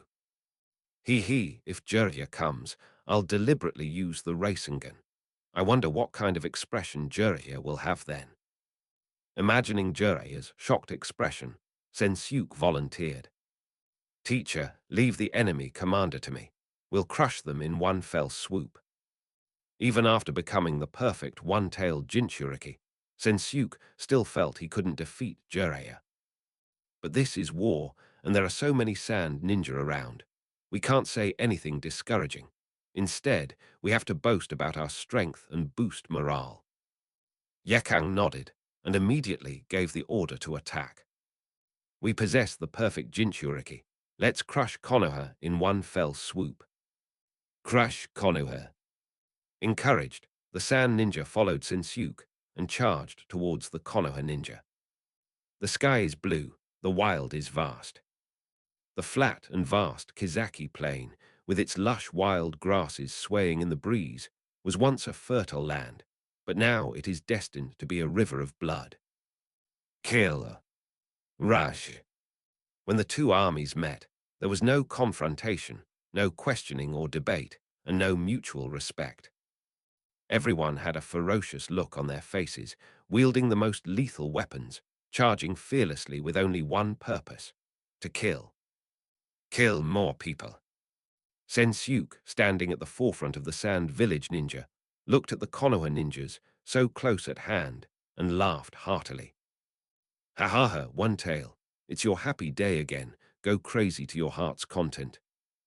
The enormous one-tailed Shukaku had just appeared on the battlefield when it swept its tail across, sending nearby Konoha ninja flying, and let out a triumphant scream.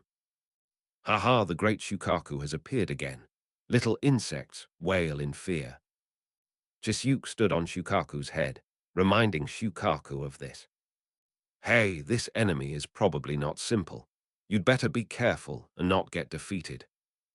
However, Shukaku, caught up in his excitement, completely ignored Chisuke's words. Chisuke, seeing that Shukaku ignored him, shrugged and stopped trying to persuade him. Such arrogance Just wait and see what happens. Upon seeing the ferocious Shukaku, the Sand Village ninja cheered enthusiastically. Great, we're going to win this time. The Konoha ninjas were unable to resist Shukaku and could only retreat continuously. Despite the unfavorable situation, Orochimaru stood at the back, not rushing into the fray. His cold eyes reflected the image of Shukaku. He was waiting for all the Sand Ninjas fighting force to appear on the battlefield, waiting to confirm that the Sand Ninja had no traps. As for the Konoha ninjas who died, they were merely pawns in his game, expendable resources. As long as their deaths were worthwhile, Orochimaru didn't care about casualties. Cold-blooded and ruthless, that's Orochimaru's command style. Lord Orochimaru, let's go on stage. Seeing that the Konoha ninjas were at risk of collapse, Nara Shikaku, Akimichi Choza, and Yamanaka Inoichi immediately requested to go into battle. These pieces have limited strength. It's time to deploy larger pieces. Orochimaru was silent for 2 seconds, then nodded. Konoha's elite Jonin, the Ino Shikacho trio, are on the move. The art of mind transference. What's going on? Why hasn't the enemy commander shown up yet? Sensui crossed his arms and watched as Shukaku had already killed dozens of Konoha ninjas and was chasing them in a chaotic retreat. Suddenly, he felt a wave of dizziness. You're under my control now. Don't even think about continuing to act so arrogantly.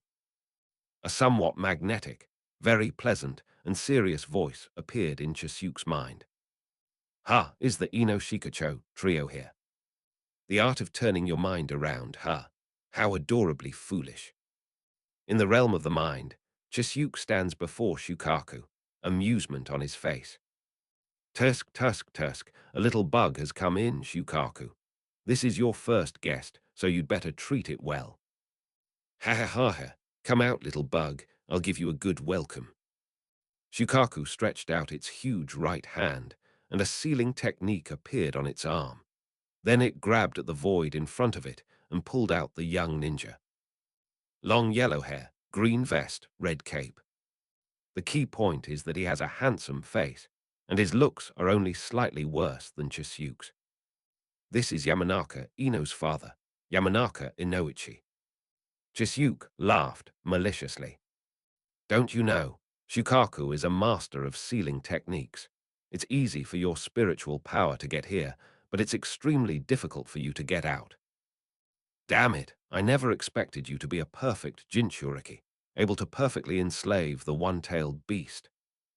Yamanaka Inoichi struggled desperately, but found he couldn't break free, so he tried to sow discord between the tailed beast and Chisuke.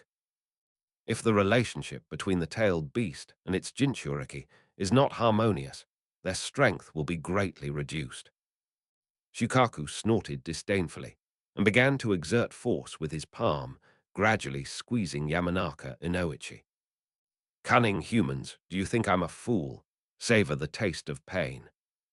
Screams echoed continuously from within the mental space. On the battlefield, Sensuke and Shukaku seemed to have fallen asleep for a moment, their heads bowed and their eyes closed. Nara Shikaku was overjoyed and said to Akimichi Choza beside him, Inoichi's ninjutsu was a success. It's our turn to make our move. Choza Akimichi swallowed a pill, looked at the massive body of the one-tailed beast, and nodded with a resolute expression. It is good. Nara Shikaku quickly formed hand seals, shadow shackles. The shadow beneath his feet moved swiftly across the ground like a venomous snake, quickly connecting to the massive shadow beneath the tailed beast's feet. Then it split into hundreds of shadows, tightly coiling around Shukaku's limbs. Multiply technique. With a loud shout, Akimichi Choza transformed into a giant almost the size of Shukaku. He raised his fist high, creating a shockwave, and slammed it down hard on Shukaku's head. The Ino Shikacho trio's target is not the one-tailed Shukaku, but the one-tailed Jinchuriki, Chisuke. Chapter 67, Butterfly Bullet Explosion. It's the Ino Shikacho trio. They stopped that monster. Oh, counterattack, counterattack. Go for it, Cho. Kill that monster. The Konoha ninjas, who were originally in a very sorry state, became quiet when they saw Shukaku being entangled by shadows. They all stopped running and hoped that Choza could defeat Shukaku. So this is Konoha's Ino Shikacho trio. Their strength is surprisingly formidable, but it's still not enough. Yakura stood behind the Sand Ninja, constantly monitoring the battle and searching for Konoha's commander. They're not showing up yet, so patient. Are they hoping the Ino Shikacho trio will stop Chisuke? How naive. Yakura looked up at Sensuke, whose head was bowed above Shukaku and was filled with pride. Chisuke, go and cause as much trouble as you want. From today onwards, your name will resound throughout the ninja world. Boom! Just as Akimichi Choza's massive fist was about to strike Sensuke, Shukaku suddenly raised its hand and grabbed Akimichi Choza's wrist, causing the shadows on its arm to shatter. The earth shook violently, and everyone was horrified. This power is despicable. Choza Akimichi's face contorted with rage, his teeth clenched, and he exerted all his strength, his feet cracking the earth as he stomped on them. Yet his fist remained a meter above Chisuke's head, trembling violently, unable to descend even a millimeter. Chisuke looked up at the giant's fist that was inches away from him, and was furious. You damn raccoon, you were so playful. If you hadn't shown up sooner, I would have almost died. Shukaku opened its eyes and snorted. I came out too early. I hope you get beaten to death for daring to call me a raccoon dog. Tanuki, Tanuki, Tanuki. Chisuke wasn't going to let Shukaku get away with it, and was thinking of having Uka Shin borrow the Rinnegan again to properly intimidate Shukaku. Alternatively, we could simply send Nagato over here so that Shukaku can experience what true terror is. Hearing Chisuke's tone, Shukaku knew he was truly angry. Recalling the oppressive aura of the Rinnegan and the Jidomazo, he shuddered and dared not refute, so he could only vent his anger on his enemy. It fully reveals the true nature of a bully who preys on the weak and fears the strong. You all die. Enraged, Shukaku struggled, breaking all the shadow shackles, and charged forward. Caught off guard, Akimichi Choza couldn't withstand the attack and stumbled back several steps, nearly falling over. At this moment, Yamanaka Inoichi opened his eyes, suddenly vomited a mouthful of blood, and fainted on the ground. Hey! Nara Shikaku, who had been guarding him, exclaimed in surprise and immediately checked on Yamanaka Inoichi's injuries.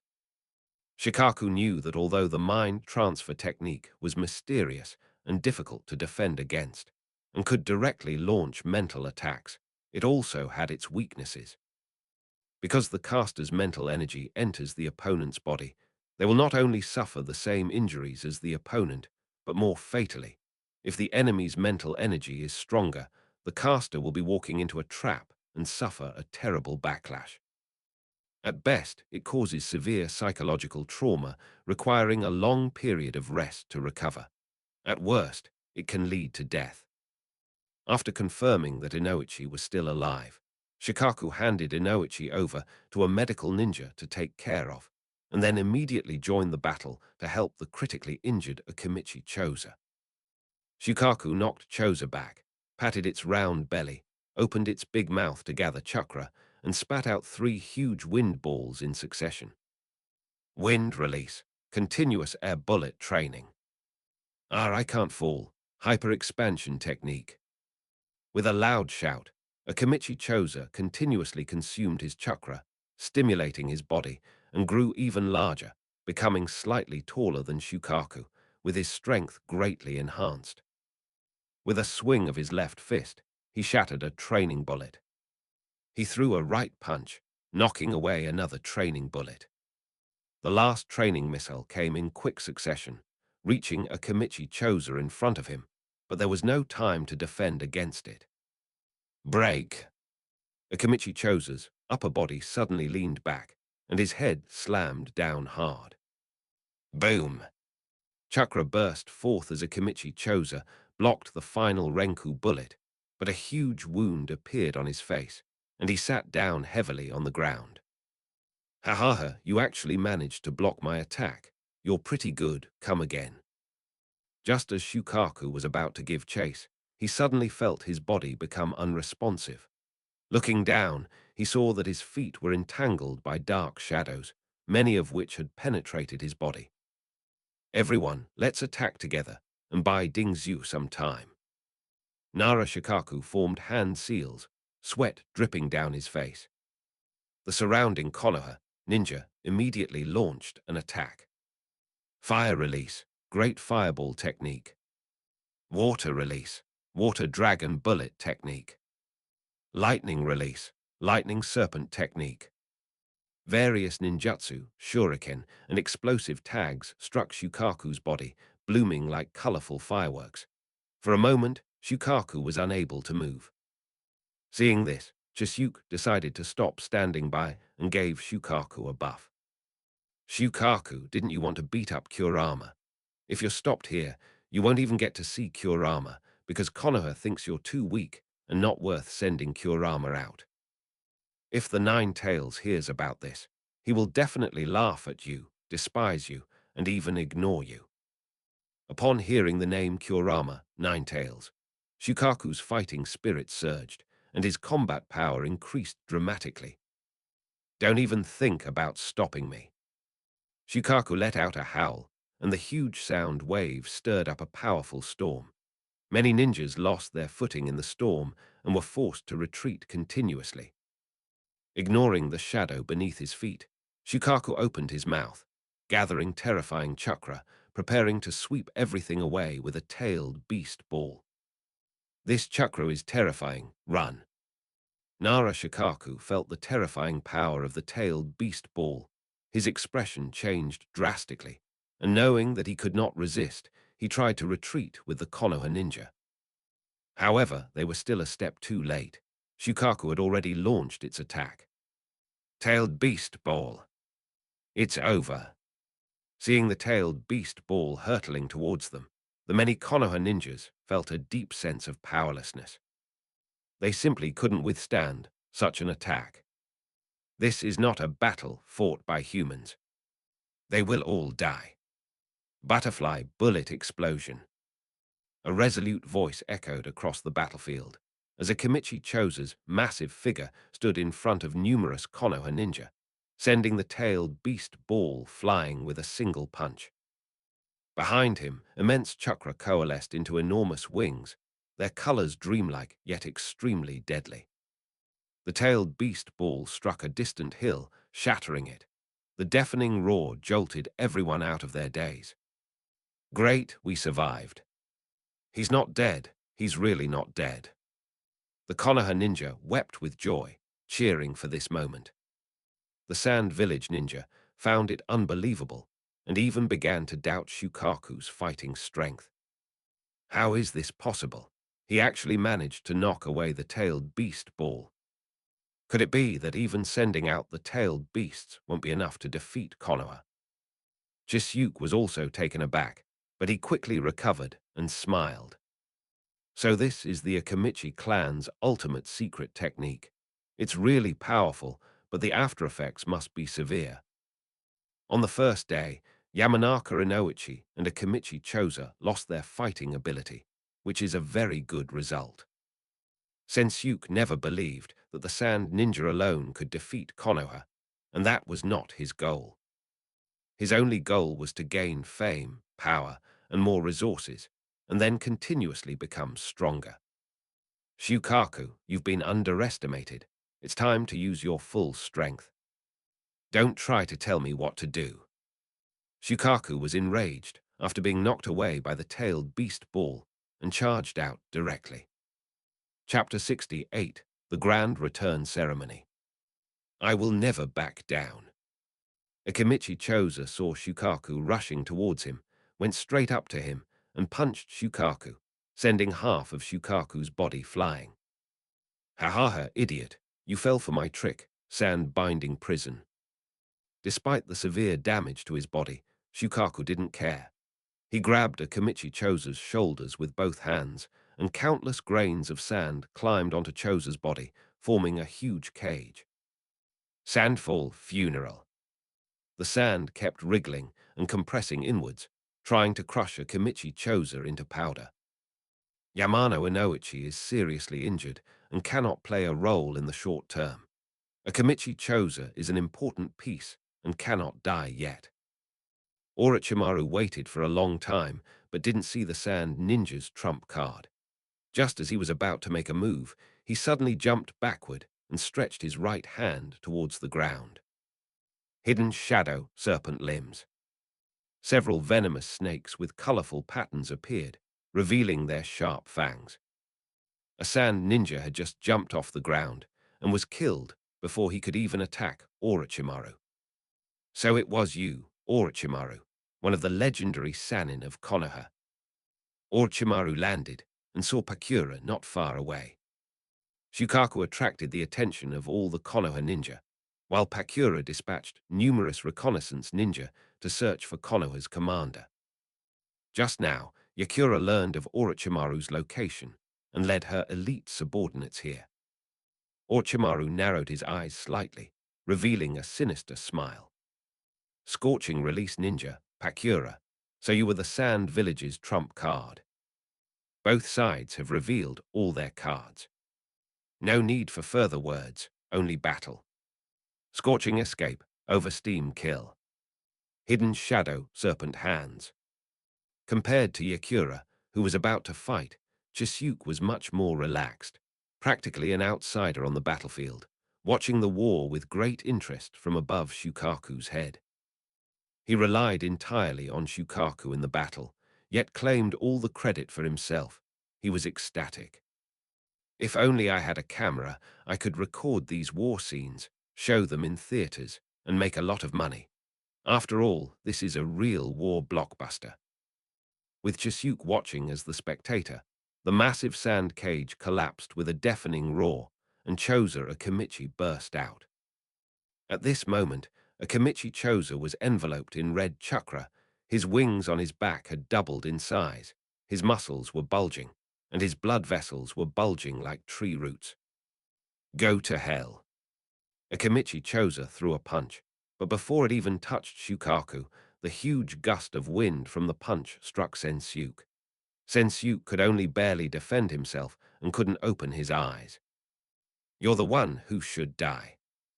Shukaku was furious to see Choza easily break through his attack. Just as he was about to retaliate, he saw countless shadows wrapping around him. Shadow Stitching Technique, Black Spider Lily. Numerous shadows bloomed on Nara Shukaku's body like flower petals, soaring into the sky and binding Shukaku with all their might, buying a moment of opportunity for their teammates. Go, Choza. What? With a roar, Akimichi Choza unleashed a fist the size of a carriage, striking Shukaku directly in the head. This punch concentrated all its power. This punch embodied all my beliefs. This punch embodied the hopes of all his companions. Time seemed to stand still. Everyone on the battlefield stared, wide-eyed at the impressive power of the punch, anticipating a different outcome. Konoha Ninja, we must succeed. Sand Ninja, you absolutely must defend. Boom! Amidst the overwhelming anticipation, countless grains of sand exploded, scattering across the entire battlefield in the turbulent airflow. Wow! We defeated that monster. Amidst the cheers of the Konoha ninja, Shukaku lost its head, and its entire body rapidly collapsed, turning into a sand dune. The monster that had been suffocating them finally died. Upon seeing this, Akimichi Choza smiled with relief. His entire body shrank rapidly like a deflated balloon, eventually becoming a withered and frail body.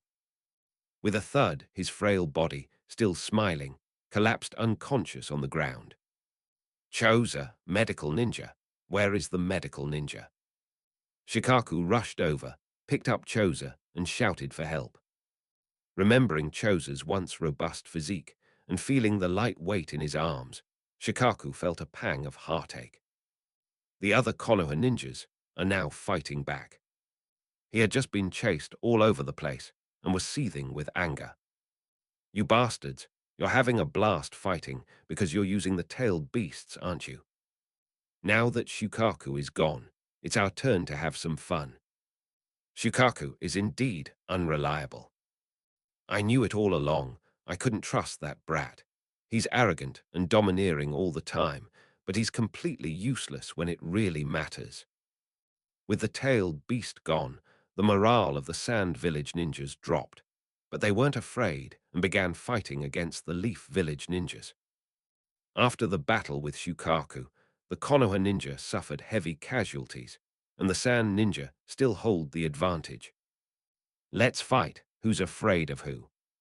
The two sides quickly engaged in battle, while Chisuke cautiously peeked out from the ground some distance from the battlefield. After surveying the battlefield, Chisuke felt relieved. Good, Akimichi Choza is gone. We're safe now. Chisuke had watched the anime and knew that the Akimichi clan possessed powerful pills that could greatly enhance combat power, but also had severe side effects. When Akimichi Choza burst out of the sand, Sensuke immediately became alert, his main body entering Shukaku's body, leaving only a shadow clone as a target. After Shukaku's head was smashed, Chisuke continued to dive underground.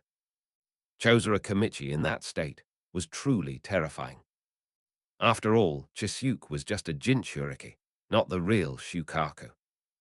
Shukaku is not afraid of Akimichi Choza, who is on drugs, but Sensuke is worried about his own life.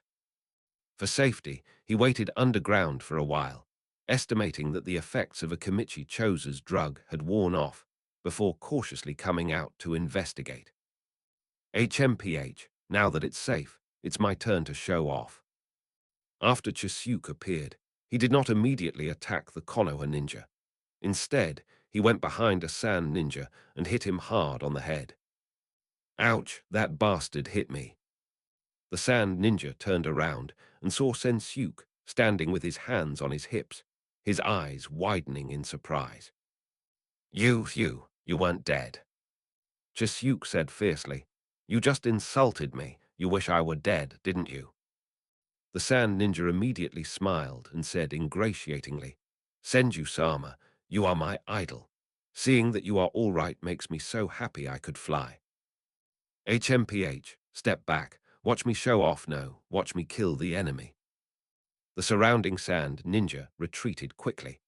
Sensuke looked up at the dozens of Konoha ninja in front of him and formed hand seals. Let's have a grand return ceremony, flowing sands. The earth trembled violently, the ground cracked continuously, and the soil and rocks decomposed into gravel in the overwhelming chakra. In the blink of an eye, the entire land turned into a barren desert. Standing atop the high sand dune, Sensuke looked at the Konoha ninja's dumbfounded expressions and revealed his pearly white teeth. Ha ha ha, don't panic, this is just the beginning, sand burial. The desert, like boiling water, surged and surged, sweeping across everything like ocean waves, crushing and destroying everything.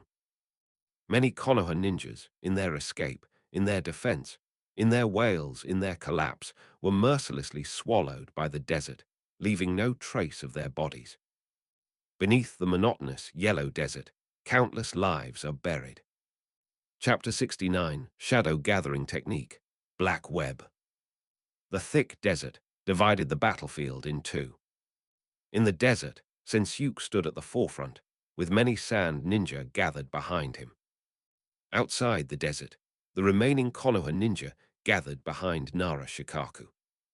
Currently, Konoha is at a significant disadvantage in terms of both numbers and morale. Damn it, after paying such a high price, we still haven't killed the Jinchuriki. Lord Orochimaru, why haven't you shown up yet? Even Nara Shikaku consumed a large amount of chakra in his battle with Shukaku, significantly reducing his combat power.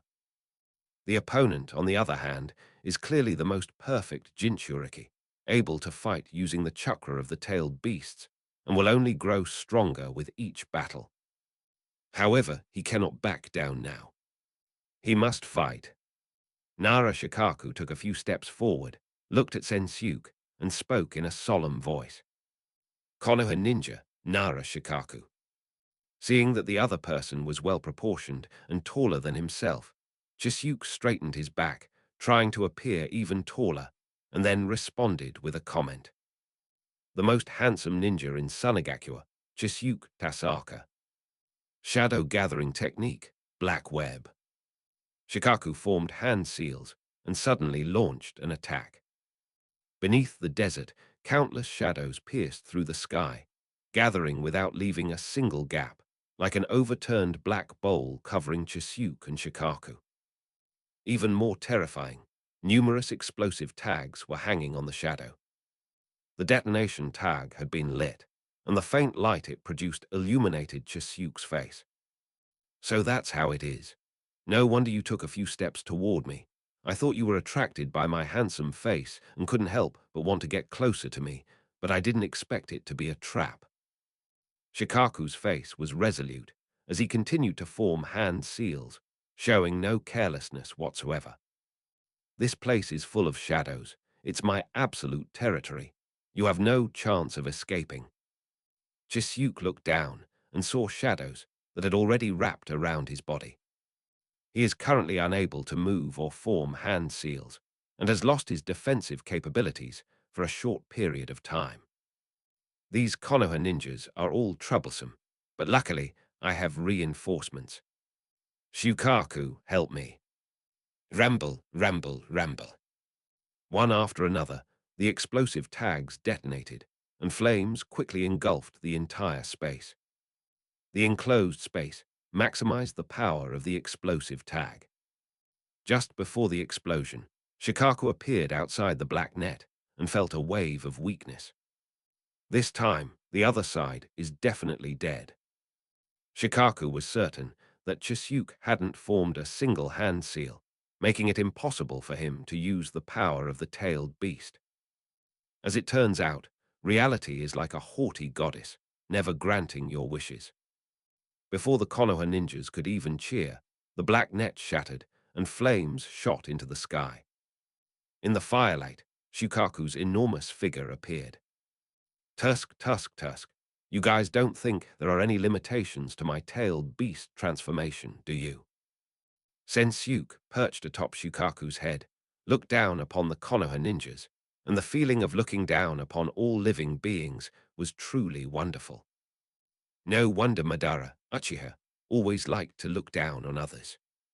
Seeing that Chisuke was all right, some of the Sand Ninja were very relieved. Thank goodness I didn't yell at him, or I would have had a headache again. How is this possible? Unrestricted tailed beast transformation, no hand seals required, no side effects. It's impossible. Even in Konoha, with the Uzumaki clan's sealing techniques, the Jinchuriki would have to pay a huge price to use the nine tails in battle. Why are tailed beasts considered strategic weapons? On one hand, they are powerful enough. On the other hand, the conditions for their use are too demanding. Often, in battle, tailed beasts cause indiscriminate damage, sometimes inflicting more harm on their own side than on the enemy. Of course, it cannot be used lightly, nor can it be used frequently. It was precisely because of this traditional understanding that Nara Shikaku was extremely shocked to see that Chisuke could completely transform into a tailed beast without doing anything.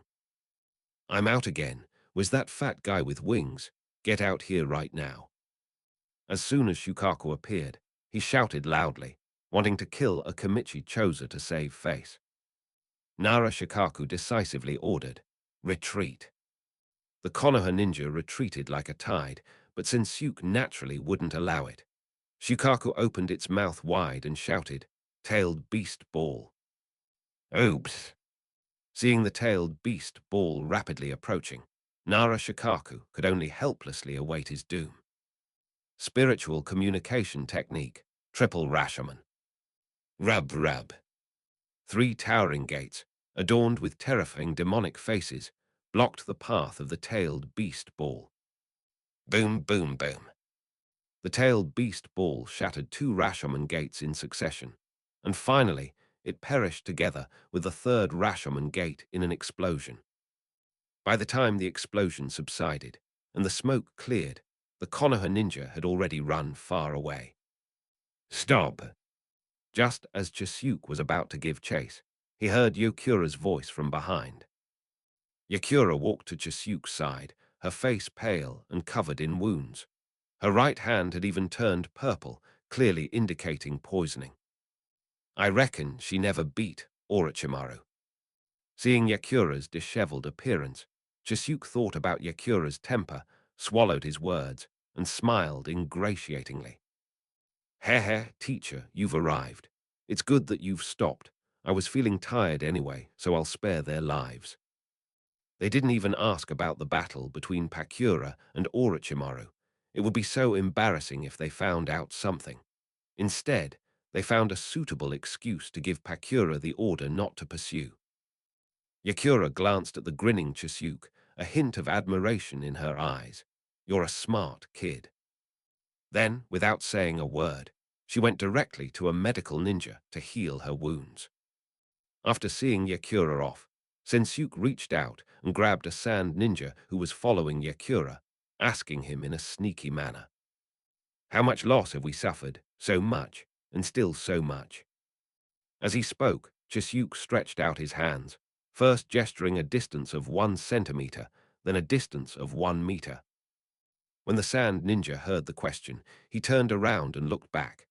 Not seeing Yakura, he answered in a low voice, "So big." The sand ninja imitated Sensuke, gesturing with both hands to indicate a distance of 10 centimeters. It's not a huge loss. Chisuke thought it was fine. It didn't matter that Pakura couldn't beat Orochimaru as long as she could fight against him. That way, he could continue to roam the battlefield. The sand ninja established defenses at Kizukehara and took a break. The continuous fighting over the past few days has resulted in numerous casualties, and those who were not injured are also extremely exhausted. It's time for them to rest.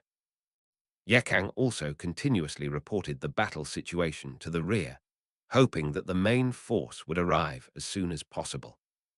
The Konoha ninja retreated some distance, regrouped, established a defensive line, and requested reinforcements from Konoha. That night, in his dream, Chisuke recounted the battle to everyone, emphasizing his boastful moments. Kyosuke curled his lip and said sourly, "You've been fighting all day and you haven't done anything. You're just a one-tailed parasite." Despite the mockery, Chisuke remained smug. Tusk, facing the enemy from a high vantage point, that feeling is amazing. Kiyokaro said, "Chisuke, with such a great opportunity, you should prepare some impressive lines." Uka Shin suggested, "What about Madara? Do you also want to dance? That would be a great idea." Kyosuke, no longer sour, joined the discussion. "We need to broaden our thinking and not just focus on the people in the Naruto world. The words of the abandoned emperor are truly domineering. The world has become filthy again." Kyosuke stood up, mimicking the arrogant indifference of the abandoned emperor, and uttered his famous line. Maishu shook his head. "Fancy and flashy. As long as you kill enough people and terrify everyone, whatever you say will inspire fear." After chatting for a while, Chisuke reminded Kyosuke, "Tell me about any movements in Konoha as soon as possible." Not knowing in advance that Orochimaru was leading the army put us at a disadvantage. Kyosuke said no problem. Orochimaru's advance this time was small-scale and a forced march, which is why he was able to keep it a secret for so long. Besides, I'm only a chunin, so I don't have access to a lot of intelligence. Once I become a jonin, I'll be able to access much more information. Chisuke slapped his forehead with his right hand and said speechlessly, "By the time you become a jonin, the war will probably be over."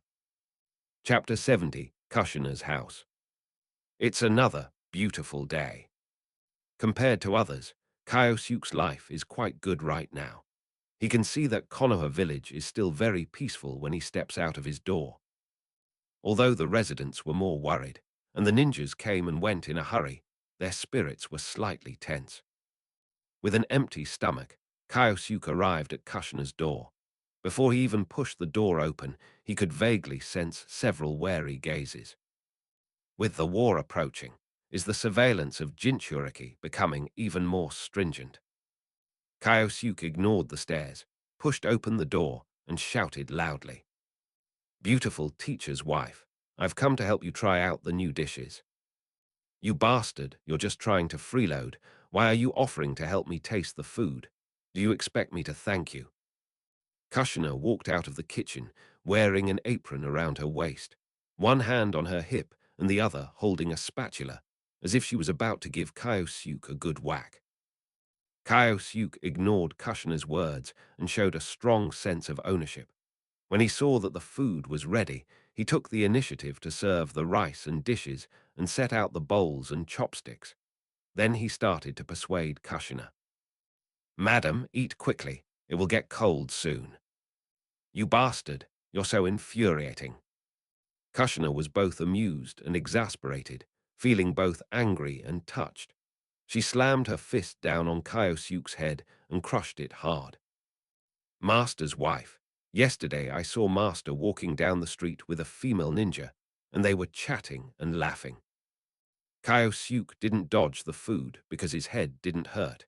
He ate his meal while casually reporting Minato Namikaze's little tattling. Kushina paused for a moment, turned her head away, and raised her head at a 45-degree angle. "HMPH, your tricks won't work. I'm not falling for it." "Do not believe." "Oh dear, I've been watching over my teacher and following him all the way here for his wife's sake. I wrote down everything they did, but nobody wants to hear it, so I guess I'll just forget about it." After saying that, Kyosuke buried his head in his food and remained silent. It has to be said that Kushina's cooking skills are really not that great. However, at least there are meat and vegetables.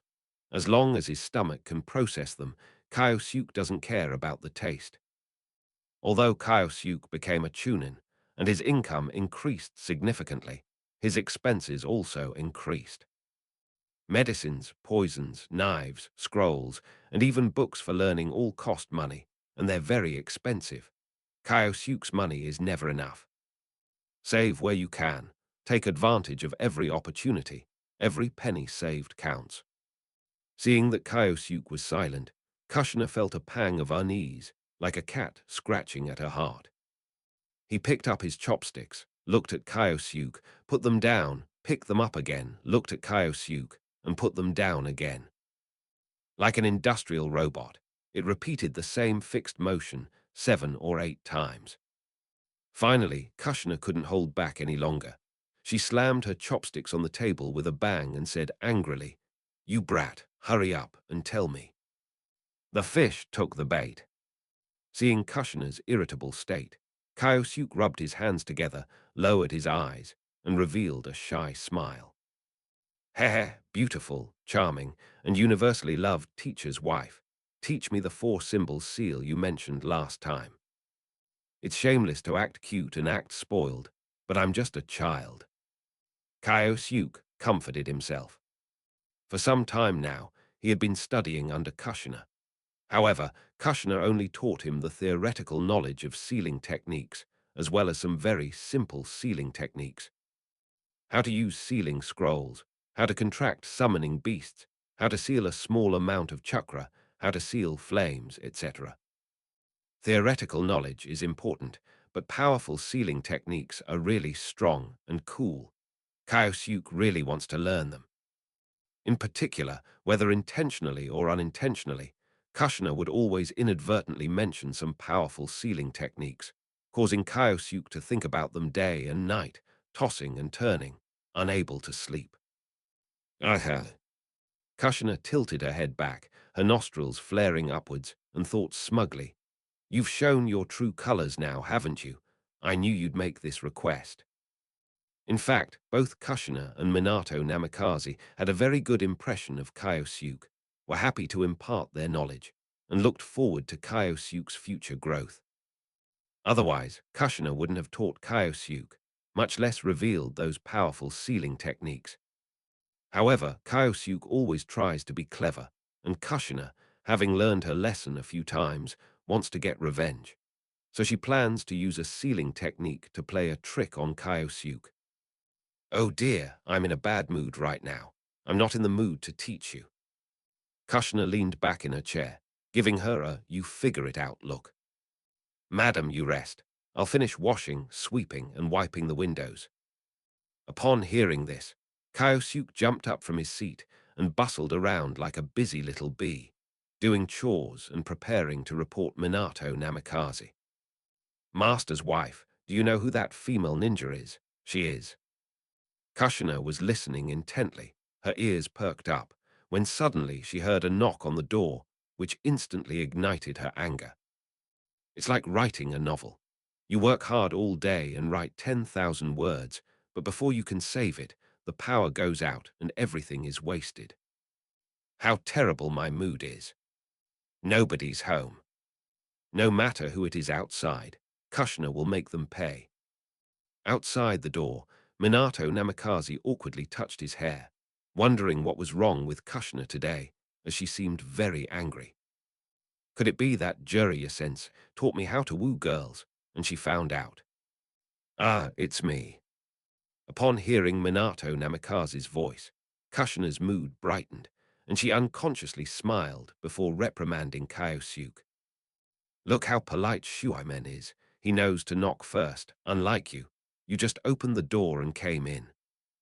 HMPH, last time when Namikaze and Jiraiya were secretly chatting, I came to complain, and you gave me your house key so I could report to you anytime. Why are you blaming me now? Kyosuke thought to himself, my mother is criticizing me, but he smiled broadly on the outside. You're my teacher's wife, which is like my mother, so this is my home. Of course, I don't need to knock when I come home. My teacher isn't married to you yet, so how can he just walk into your house like that? That's indecent. Amount. Kushina felt a little dizzy. Kyosuke's words seemed to make sense, but something just didn't feel right. Kushina, may I come in? Minato Namikaze's voice pulled Kushina from her chaotic thoughts, and she got up to open the door for him. Why are you here? Is there something you need? Minato Namikaze glanced inside and, sure enough, found Kyosuke sweeping the floor. He smiled and said, I was actually looking for Kyosuke, but he wasn't home, so I